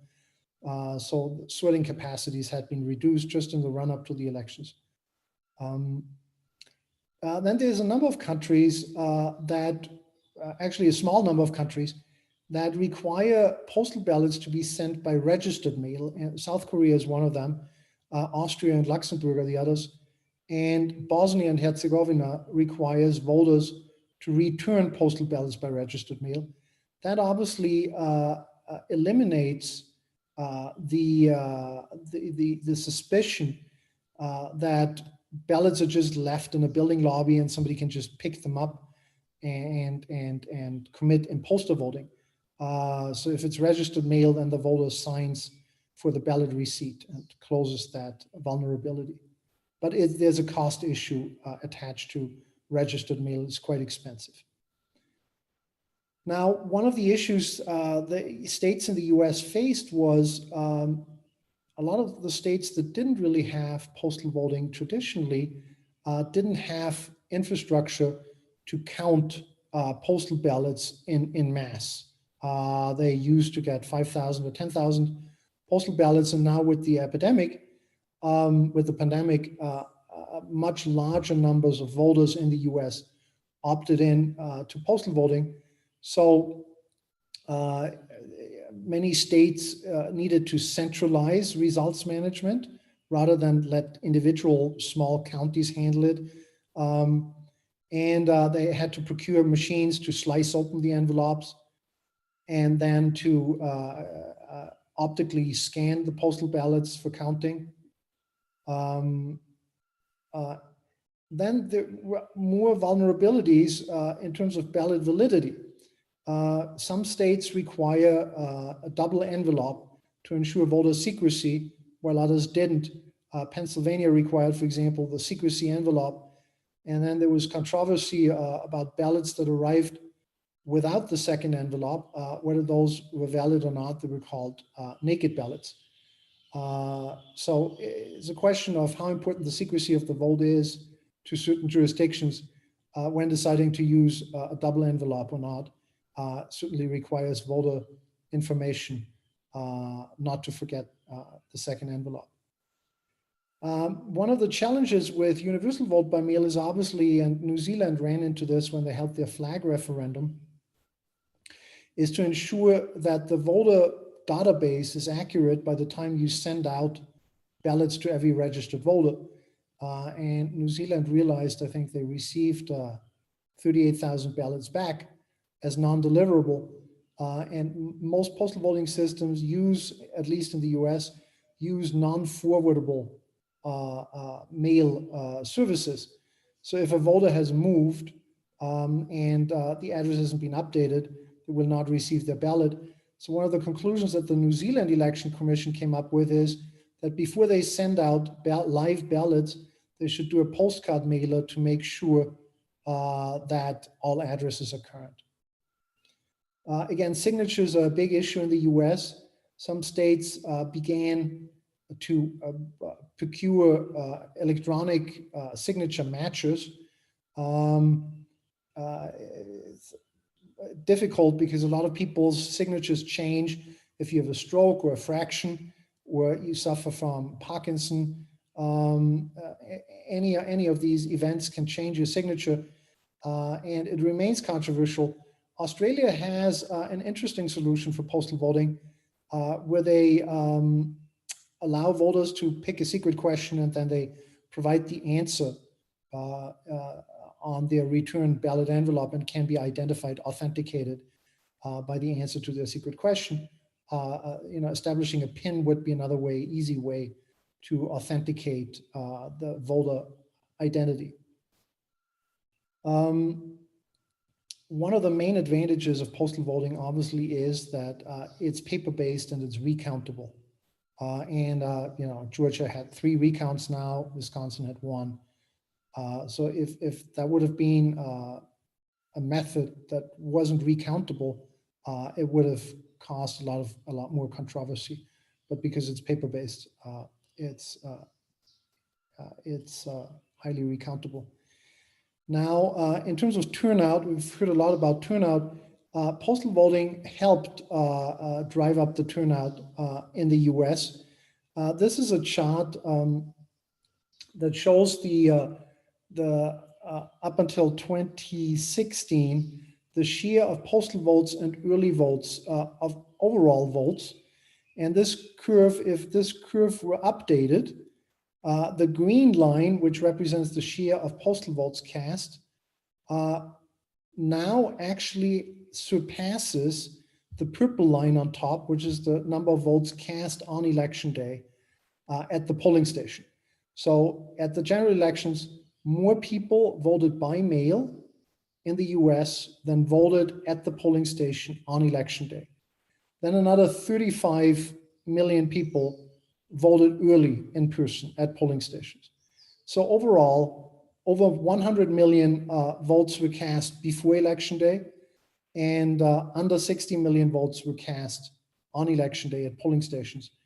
And over 65 million ballots were cast by mail in the US general election. Unfortunately, we can't see the right column right now, but it will show you the growth. Again, it's over 100 million now votes cast before election day. And what is interesting is that this is traditionally one always thought that older people would vote by mail, but what voting by mail did in the US, it especially brought first-time voters and younger voters into the democratic process. So the percentage of young voters that cast vote by mail was especially high. And here you can see a state-by-state breakdown of where postal voting was before the pandemic and where it is now. So in some states, it grew much more exponentially than in others. In terms of cost, New Zealand is an interesting example where you can see that the per registered voter cost for the elections held in person, for the general elections, parliamentary elections, for example, which they've also now held during the pandemic, is 8.18 New Zealand dollars versus less than 3 New Zealand dollars for the postal voting referendum per registered voter cost. Australia made a similar experience with a plebiscite that they held entirely by mail recently that cost 80 million Australian dollars. versus 227 million Australian dollars for the polling station general elections. Colorado saved about $6 per voter by universalizing vote by mail. Most of these states still operate polling centers on election day because they have same-day registration, and that obviously you can only do if you have polling centers open. And other US jurisdictions, Orange County, California, for example, save between $2 and $5 per registered voter through postal voting versus setting up polling stations. Thank you so much for your attention. It's been a great honor to be part of this panel. I'd like to thank KPU for the invitation. Thank you very much.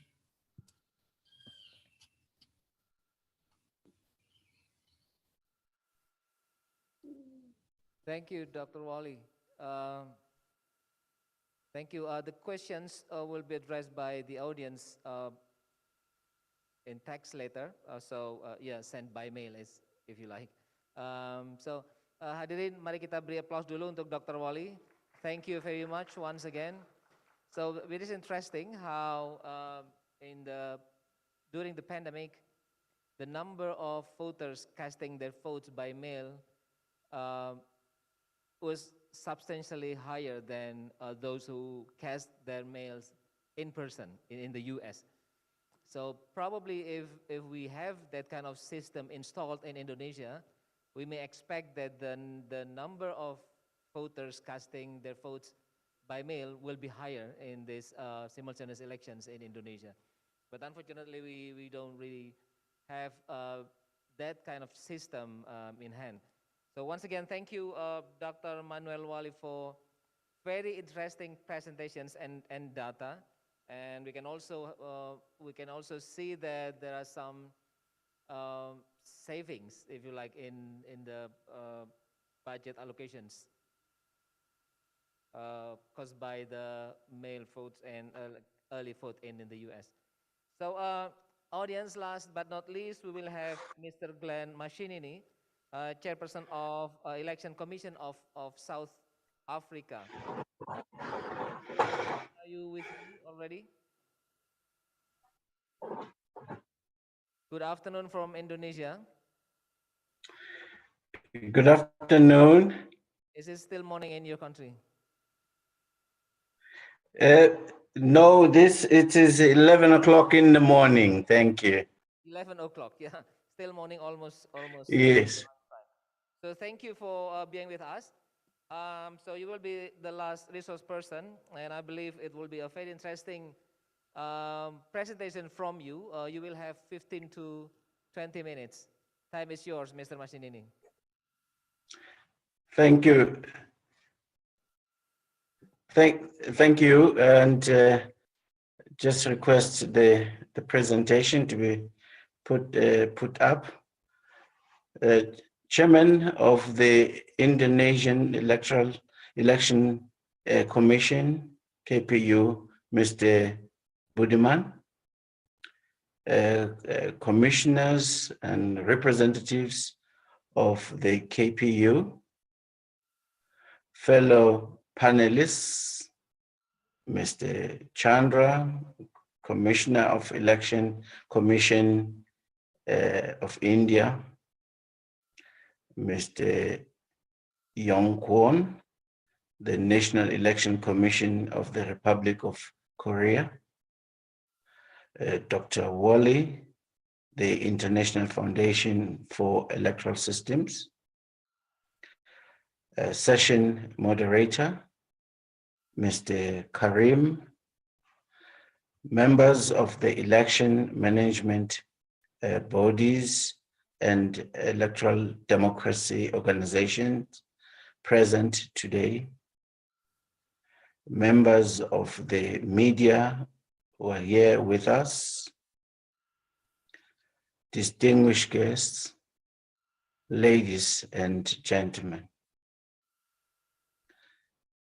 On behalf of the Electoral Commission of South Africa, let me thank you for inviting us to share our experiences in holding of elections under the COVID elections or conditions.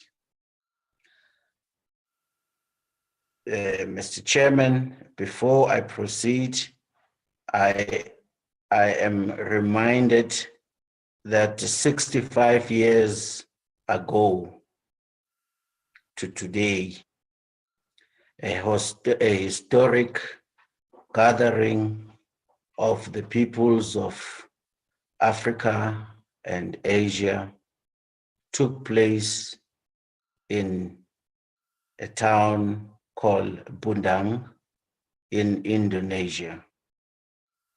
This gathering marked the solidarity among our peoples. And today we are gathering again to share experiences in addressing the challenges of today as those founding fathers and leaders of the time, led by the then president of Indonesia, President Sukarno, together with the president of India, President Nehru, and many other leaders, including leaders from my country. So it is my singular honor that I am today being invited to continue that spirit of cooperation and solidarity and exchanges among us. Although today it is even about how we continue the project of self-determination and democracies of our nations. Allow me, Mr. Chair, to proceed, as we know that we are speaking here about the pandemic that has befallen humankind globally. We know that the COVID-19 has actually presented the world with one of the greatest challenges of modern era. Almost no aspect of our lives, our economies, our societies, and work has not been touched by the pandemic and the various responses by governments around the world. Within the realm of electoral democracy, where our mandates as EMBs lie, the electoral democracy, COVID has been postponed by many countries, or in some cases, it has been cancelled. According to statistics compiled by the International IDEA, at least 70 countries and territories have postponed elections since the outbreak of the pandemic early this year. Yet, despite these challenges, a number of countries have continued with their elections with varying degrees of success and turnout. And this trend of resuming elections is growing around the world as we begin to come to terms with what some of us have now called it the new normal. Similarly, in South Africa, we've had now to grapple with the issue of, or the phenomena of the COVID-19. Now, South Africa is a constitutional democracy. We have to start from there as to say what provisions do we have to deal with the pandemic. And one of the things that is unique about the South African constitution, it expresses quite clearly that the term of office is prescribed to be done for the period of 5 years, and it comes to an end. There is no provision for extension of that term of office. and a new administration or government has to come into office within 90 days. So if you miss that, what you call that time frame, then you could plunge the country into a constitutional crisis. Now, in our case, we're fortunate that during the year that year 2020, there's been no general elections scheduled. And we are not sure how we would have been able to handle had that been the case during also the level 5 lockdown, that the state of disaster that we are still under. But under level 5, you could not do anything. You were confined. We were confined. It was a hard lockdown. We were confined almost 24 hours in our own homes. We have now the next general elections, which will be our municipal elections in 2021. However, during the period of the COVID lockdown, ward councillor vacancies, arose almost monthly, and we were supposed to make sure they are filled within 90 days. As I said earlier on, the only way then you can postpone those particular elections is if you approach the electoral court. And our legislation in South Africa provides only for registration and voting in person. So these are some of the challenges and issues that we faced, and the commission, in light of those things, then opted to apply to the electoral court to postpone all scheduled by-elections between March and September this year. And there are two primary reasons why the commission took that route. Firstly, it was the strict lockdown conditions and movement controls imposed to curb the spread of the virus during the height of the pandemic in our country. And this did not allow for free political campaigning, and and the conditions were not conducive to free and fair elections. The second consideration, it was to prevent the spread of the virus and the threats to the lives of the voters, the election officials, the candidates, and other stakeholders. In other words, we didn't want to plunge the country, the elections turning out to be a super spreader of the pandemic. And the background also being that we're talking about a developing country which has got a mixed bag of conditions, infrastructure, and capability to actually cope with the protocols of the pandemic.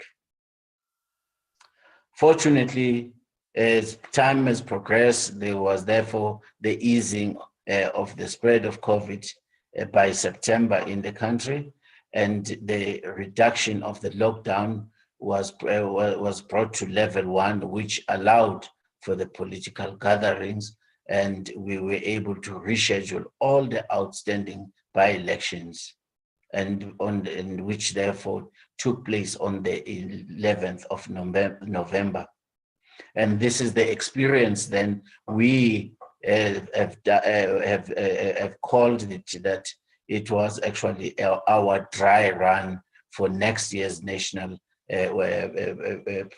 local government elections, because this then gave us a window and the first opportunity to actually see how we can apply the protocols that we've been engaged with our counterparts throughout the world in exchanging, to see then how then we can apply in our own environment, because we needed to customize to the South African situation. And thus then these by-elections provided us this experience, which I'm actually sharing with yourselves today. And the municipal by-elections that we were to cover were about 95 wards and 55 municipalities. And we have 9 provinces and almost all the provinces of our country were included in the election. So it became a mini local government election. And this involved nearly 600,000 registered voters, of whom about 230,000 voted it physically in the polling stations. Now, in order to prevent the by-elections posing a risk to all participants, the commission introduced a range of special COVID prevention measures. And I think in the presentation with all the previous speakers and in the exchanges that we were exposed with our counterparts of the EMBs, both in the continent and under the umbrella of the AWEB, we as the Electoral Commission South Africa were able then to actually learn the best lessons and the best practices that we can apply in our conditions. Some of them include that the strict social distancing practices, both outside and inside the voting stations, the mandatory wearing of masks over nose and mouth of all persons within the boundaries of the voting stations, the application of hand sanitizers to all persons entering the voting stations, the replacement of traditional indelible ink marker pens with indelible ink liquid, which will be applied from a bottle to the thumb of the voters using a cotton buds, which will be disposed. And one of the things that the protective equipment included masks, gloves, and face shield was procured for election staff for the voting stations and for conducting the home visits where we do have special voters, people that we need to physically visit, such as people who are physically disabled, infirmed, or pregnant. We have to physically go to their premises. But interestingly, one of the things that one will point out, which we see our counterparts, EMBs, have done, we didn't have the testing temperature checks in our voting stations. And one of the reasons we had is that we don't have the capacity to cope with a person. If then the person tests otherwise, what do you do? You know, the resources, the capacity to deal with it is not there. Largely, we just sanitize and hope that the turnaround time is sufficient for a person to come in and go out, and all our personnel in the protective gear, and they're observing the protocols. As we can see in the diagram here, we can see our staff members that were able to conduct the election, these local elections. We as the commission were therefore extremely pleased with the success of these elections. One of the things is that I actually, with my colleagues, we went around different voting districts and stations during this period of time. And the positive response on the ground of the voters and the political parties, candidates, and various stakeholders to the special COVID prevention measures was very encouraging to us as the commission. And remember, as we said, is that this was giving us a dry run because it was the first time we ventured to do electoral activity during the COVID. And all the protocols and all the measures we put in, they came out tops. They were well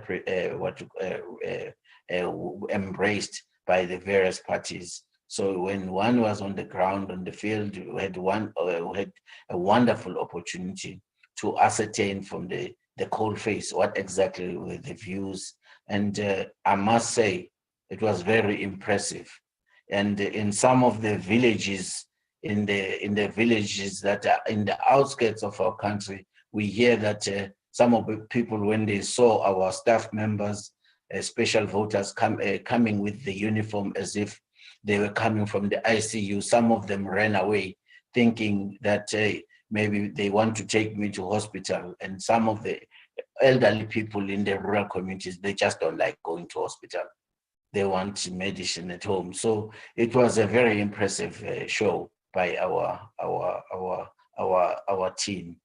And then on the other side, we the turnout and this, under the circumstances, we also gauged and assessed the voter turnout. And the good news was that it was almost in line with the average turnout in similar by-elections over the past few years. Now, I think one thing that one should also just draw, especially from the presentation of Dr. Wali, is that we don't have the option in our situation of too many modalities. For example, one of the modalities that we talk about is having an online voting. We don't have that capability. The other modality is postal voting. Postal voting in our country is a non-starter. So we've had to do with what you call with what we have at the moment.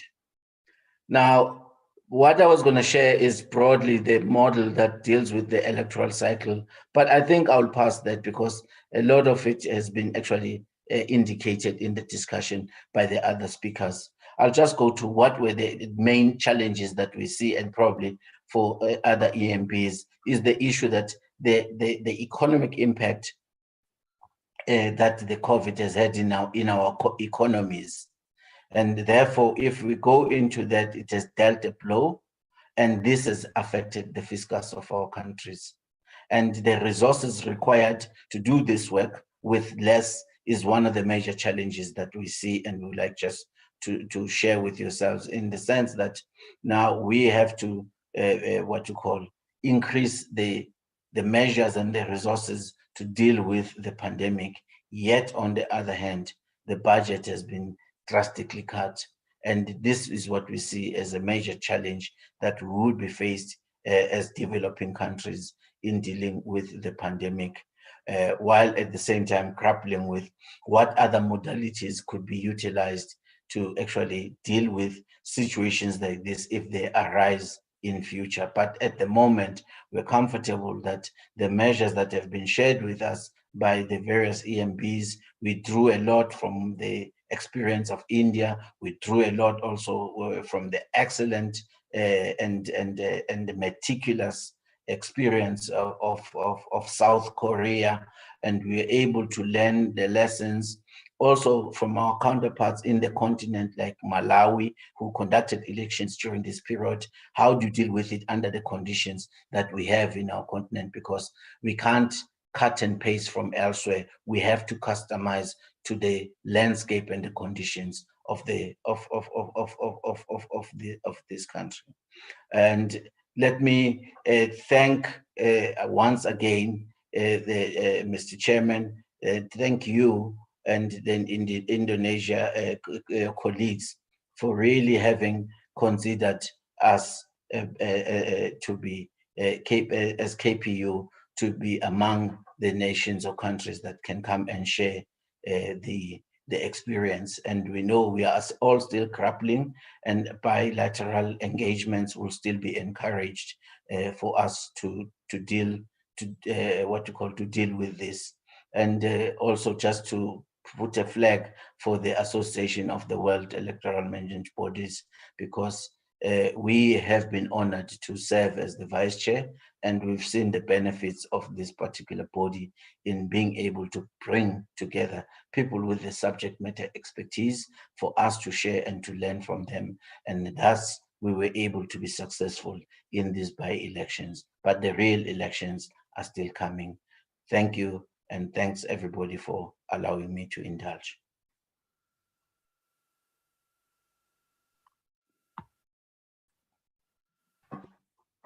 Thank you, Mr. Mashinini. The audience, please join me giving best applause to Mr. Mashinini, joining us from South Africa. Yes, we do feel the same about the pandemic effect. I believe the KPU also experienced some sort of financial difficulties similar to what is happening in your country. There has been some budget cut, there has been some budget adjustment, if you like. So audience, once again, just to remind you that you can ask questions using the Q&A features, uh, mentioning your name, your agency, and writing your question in concise and direct way. So we still have almost an hour for question and answers. We will start with reading your question that you have written in the Q&A features, and then I will also invite questions and comments from the audience here. We have the chairperson of Indonesian KPU, Mr. Arif Budiman. We have other commissioners of KPU. We have former commissioners of the KPU and other audiences that may have comments and questions. Now let me read questions from Betty Idrus. Betty Idrus is commissioner of Jakarta, KPU in Jakarta. It's addressed to the Election Commission of India. There are 3 questions. First, how about the spread of pandemic after the elections in India? Is there any additional new clusters of pandemic because of the elections? Second, how election committee could face voters who were undisciplined of COVID protocol? Is there any effective punishment happened? And the third question, how about the voters turnout, the VTO? Much better? Do you have any cases about untrusted of technological? About untrusted of the technology that has been used in India. So, Mr. Chandra, are you still with me? Yes. So those are the 3 questions for you. For the first, The first question, this is from Betty Idrus from KPU in Jakarta. yeah. How about the spread of the coronavirus after the elections in India? Is there any additional or new clusters of pandemic because of the elections? Do you have any comments on that? Fortunately, there was no spread because of the elections at all in Bihar. And initially, when we had started conducting the elections, there were 13,000 persons in Bihar. But during the elections and after the elections, there has not been any spread of the elections of the COVID-19 patients.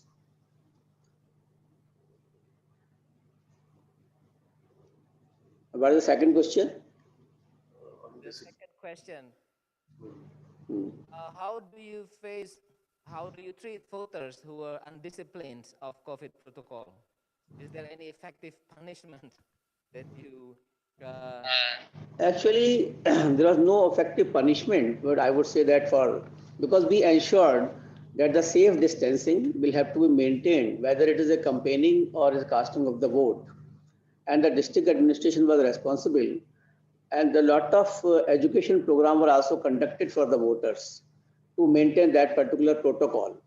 And generally, we found that there was no particular indiscipline among the voters, and they came forward, and even the political parties, to follow that particular protocol, because they themselves knew that if they don't follow the protocol, ultimately they are going to suffer, because the pandemic will going to affect them only.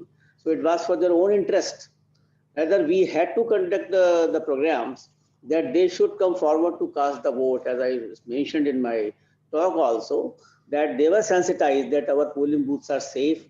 The campaigning which is being done is also put into the social distancing norms, and everything is being, for the COVID-19 is being followed.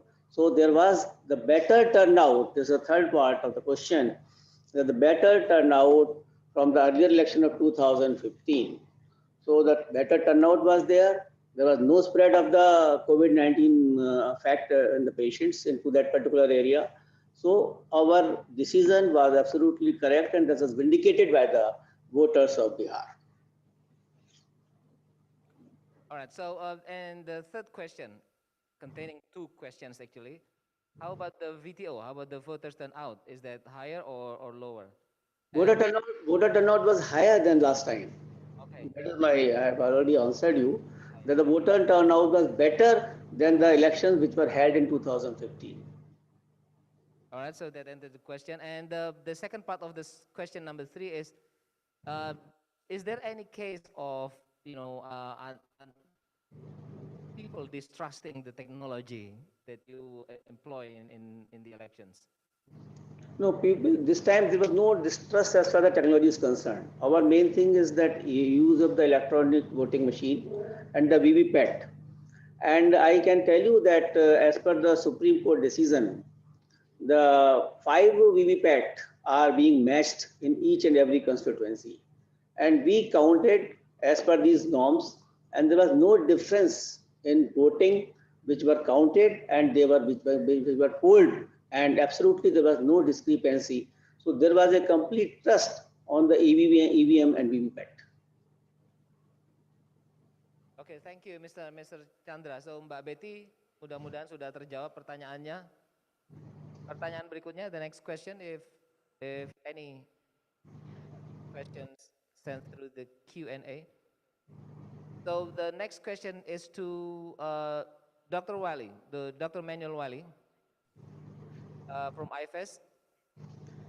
Yes, Chairman. Are you still there? Are you still with me, with us?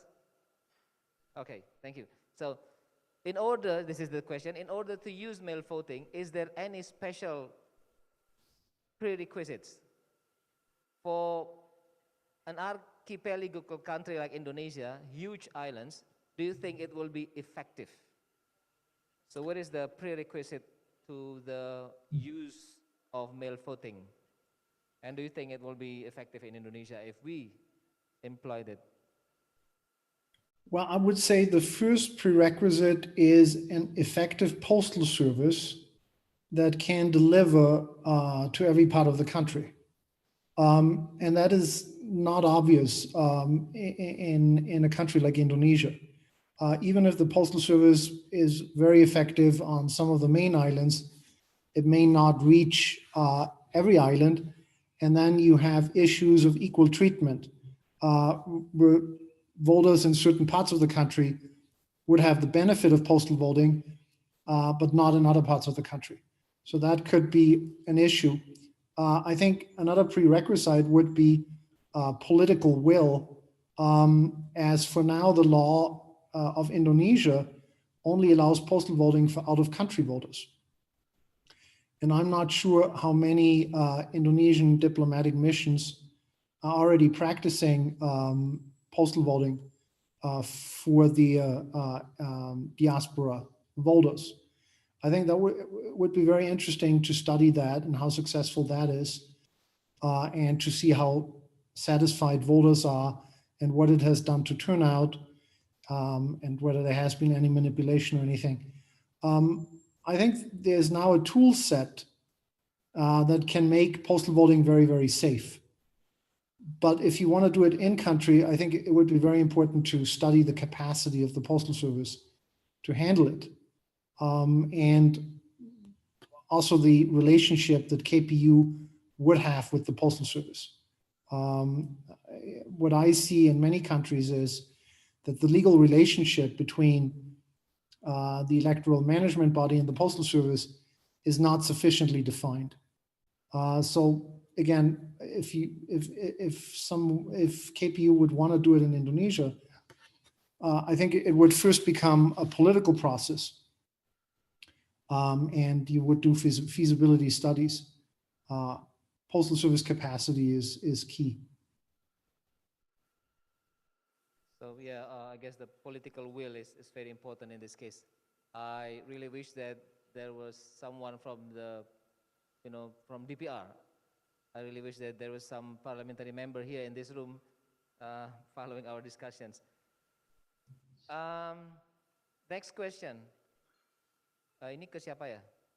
Oh, to all resource persons from Renzo del Rosario, Legal Network for Truthful Elections, the Philippines. The question is for all resource persons, for all 4 resource persons. How did you ensure effective voter education and information dissemination for populations who live in remote communities or places and that have no access to digital and online media? So these issues of access to internet.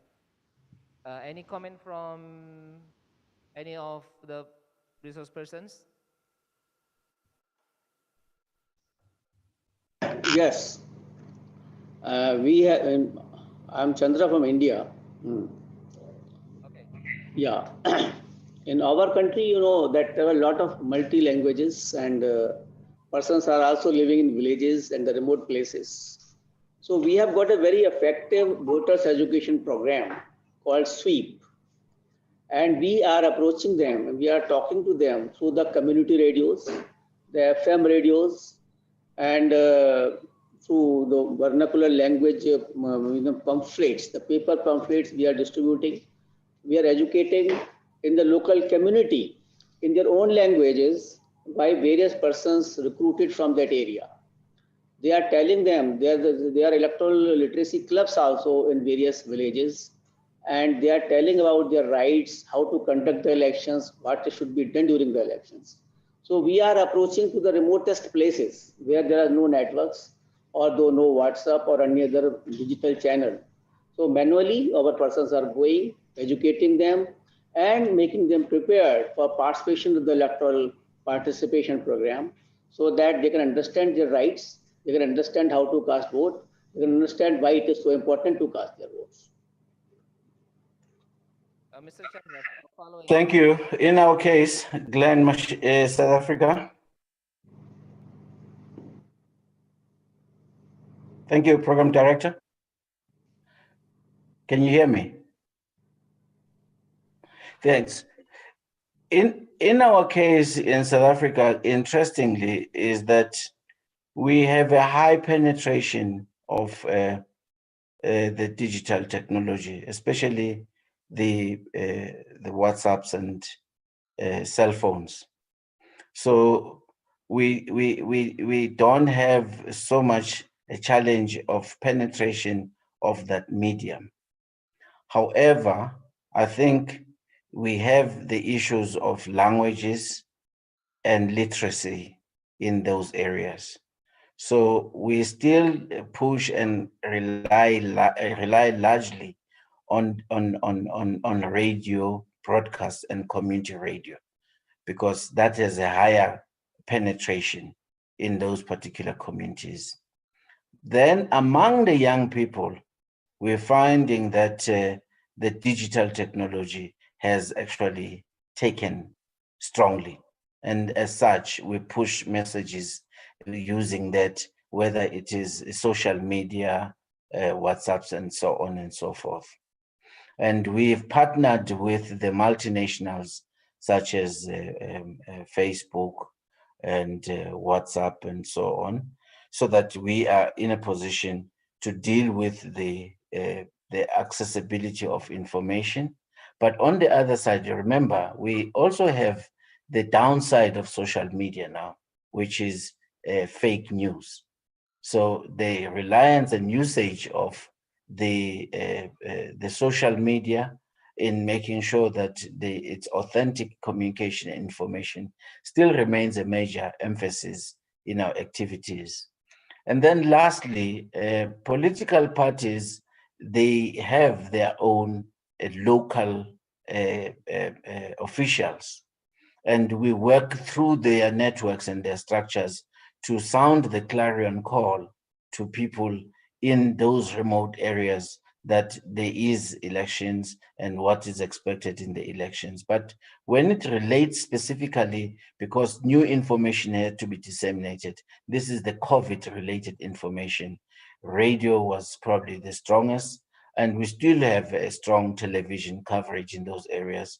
But because of incomes and because of other economic dynamics, the landscape is not even. So we had to have, let me put it this way, we've had to have a what you call a smorgasbord of different tools and measures of communication that we apply for the circumstances that relate to those communities. So we don't treat our audience and target audience as homogeneous. We try to customize the information for them. And then the last thing was dissemination of the visual documentation and papers, especially when we're explaining leaflets and all of those things. That helps now with respect to the protocols, what's expected, and people are able to see the visuals. And we had to make them much more simplified so that they are not actually verbose. It's just using pictures that can tell a story more than just writing. And some of that we drew from the experiences of South Korea. Thank you.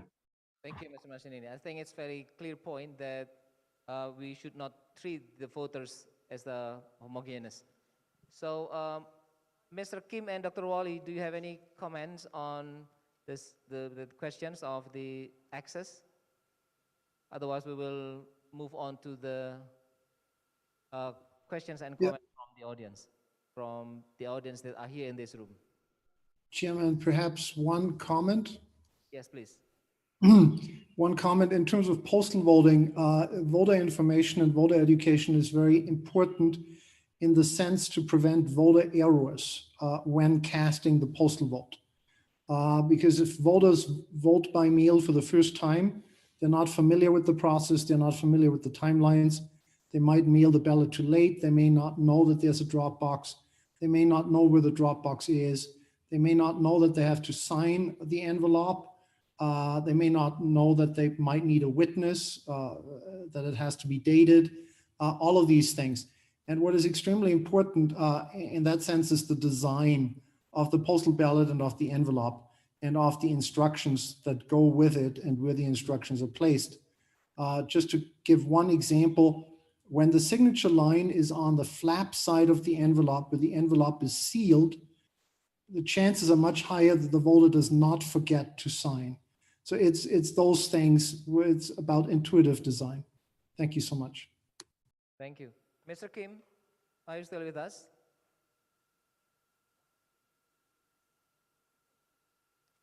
Kayaknya Pak Kim udah nggak ada. Hello. Oh, okay. Yes, Mr. Kim, please. It is very important to give information to.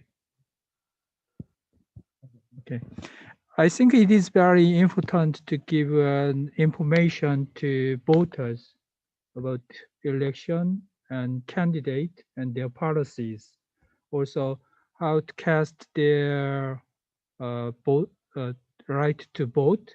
So, first of all, we sent election information pamphlet to each house by post.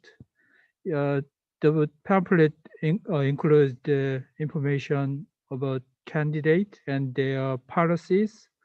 Also, where the voters can cast their right to vote, polling station. Also, we, as I said in my presentation, we, the National Election Commission of South Korea, run its own TV channel. It's called the Korean Election Broadcasting System. So we can use this channel to educate voters. And also we try to give information to each candidate about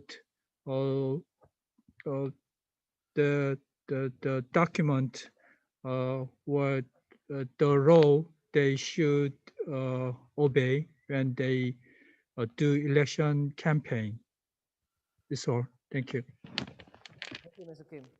So now I would like to invite the chairperson of KPU to make comments on the issues that has been discussed.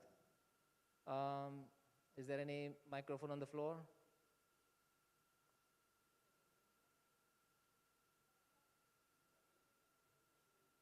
Pak Arief Budiman, dipersilakan.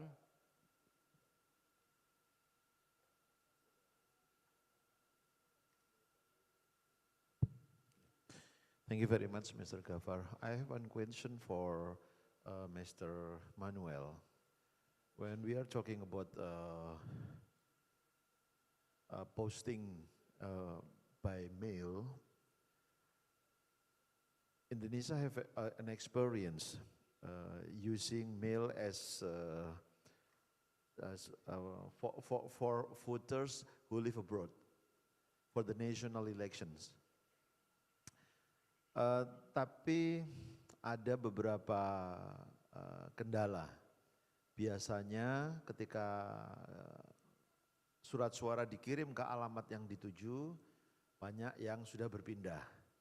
Kemudian kebijakan kantor pos di masing-masing negara itu kadang-kadang juga berbeda-beda, gitu ya. Jadi kadang-kadang ada yang membatasi kegiatan-kegiatan yang bernuansa politik. Nah, salah satunya adalah kepemiluan.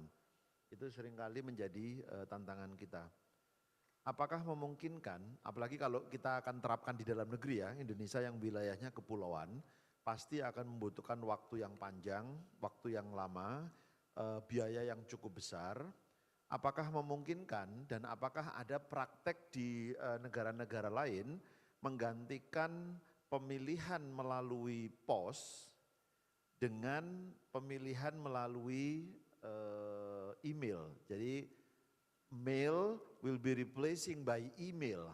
Itu memungkinkan tidak dilaksanakan? Karena masing-masing tentu punya tantangannya. Ya, kalau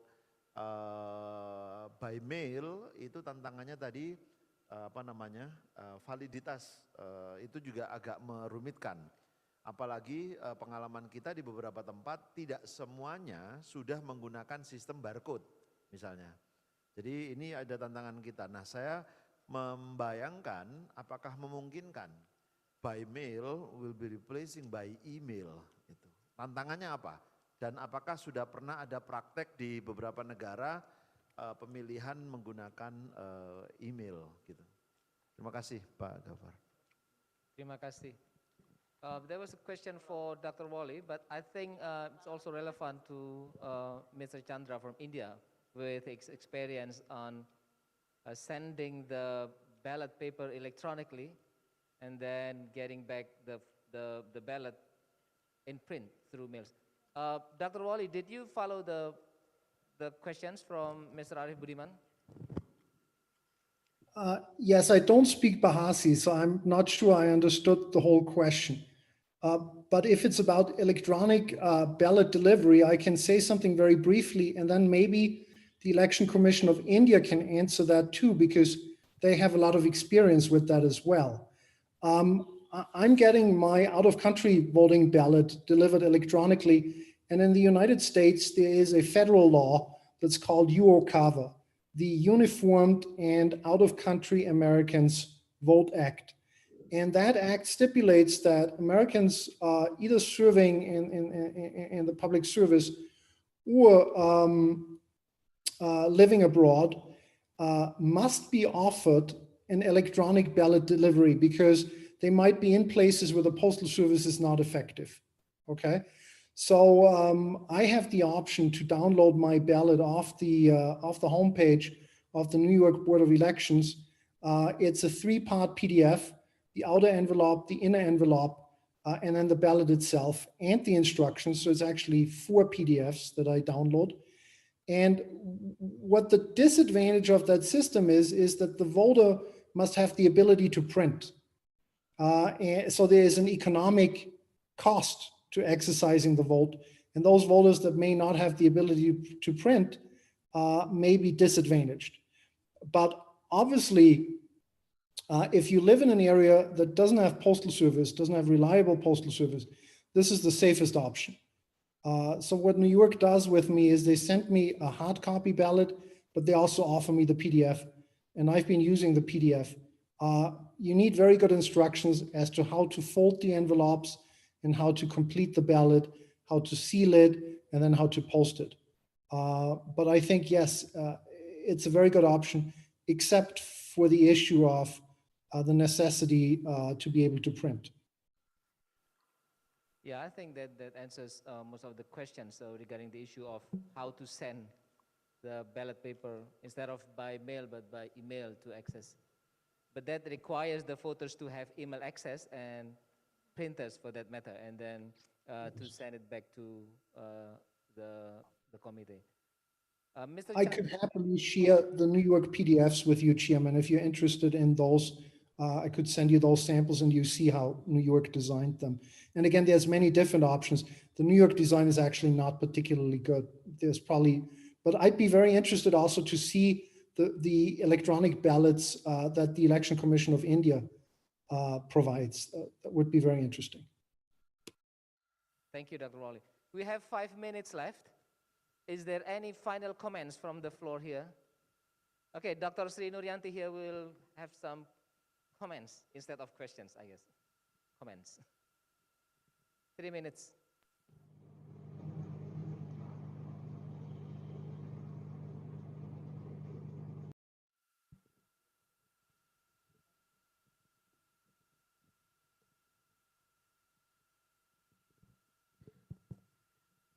Thank you.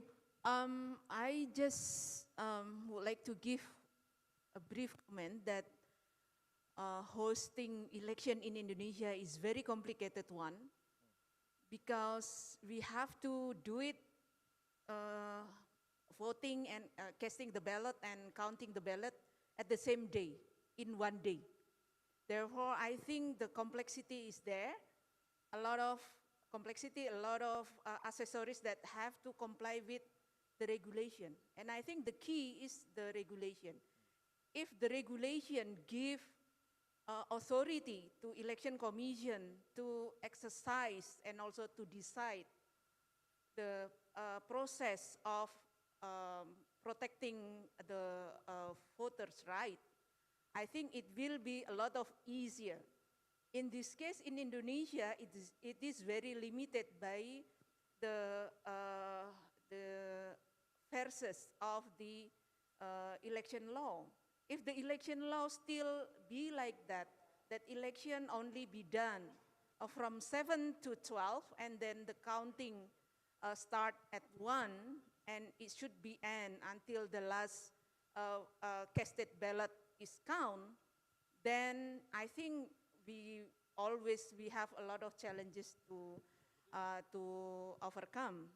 And one other thing that I have to really congratulate all election commissioners at local level for tomorrow's event is because we have another challenge to also avoid the spread of COVID-19 virus. So I wish you all of election commissioner at provincial, municipal, and regency level to have a great and successful event tomorrow. Keep well, stay safe, and wishfully the voter turnout will be as expected. Thank you. Thank you, Dr. Sinuryanti. Ladies and gentlemen, that will be the last comments because we are in the last minute of our sessions here. So once again, thank you for Mr. Kim Yong-kwon, Mr. Susil Chandra, Dr. Manuel Wali, and Mr. Glenn Moshinini, all those resource persons that have shared their experiences with us today. And thank you for all the audience who have addressed their questions, both online and offline in this room.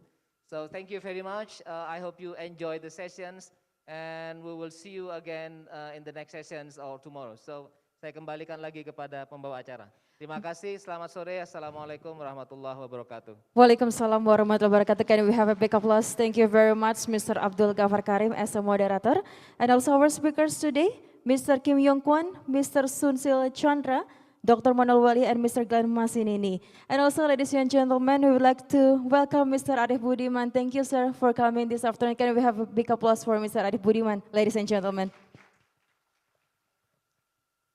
Ladies and gentlemen, we have reached the end of this event. We thank to you all who have participated in the Election Visit Program 2020, including all participants who participate via online.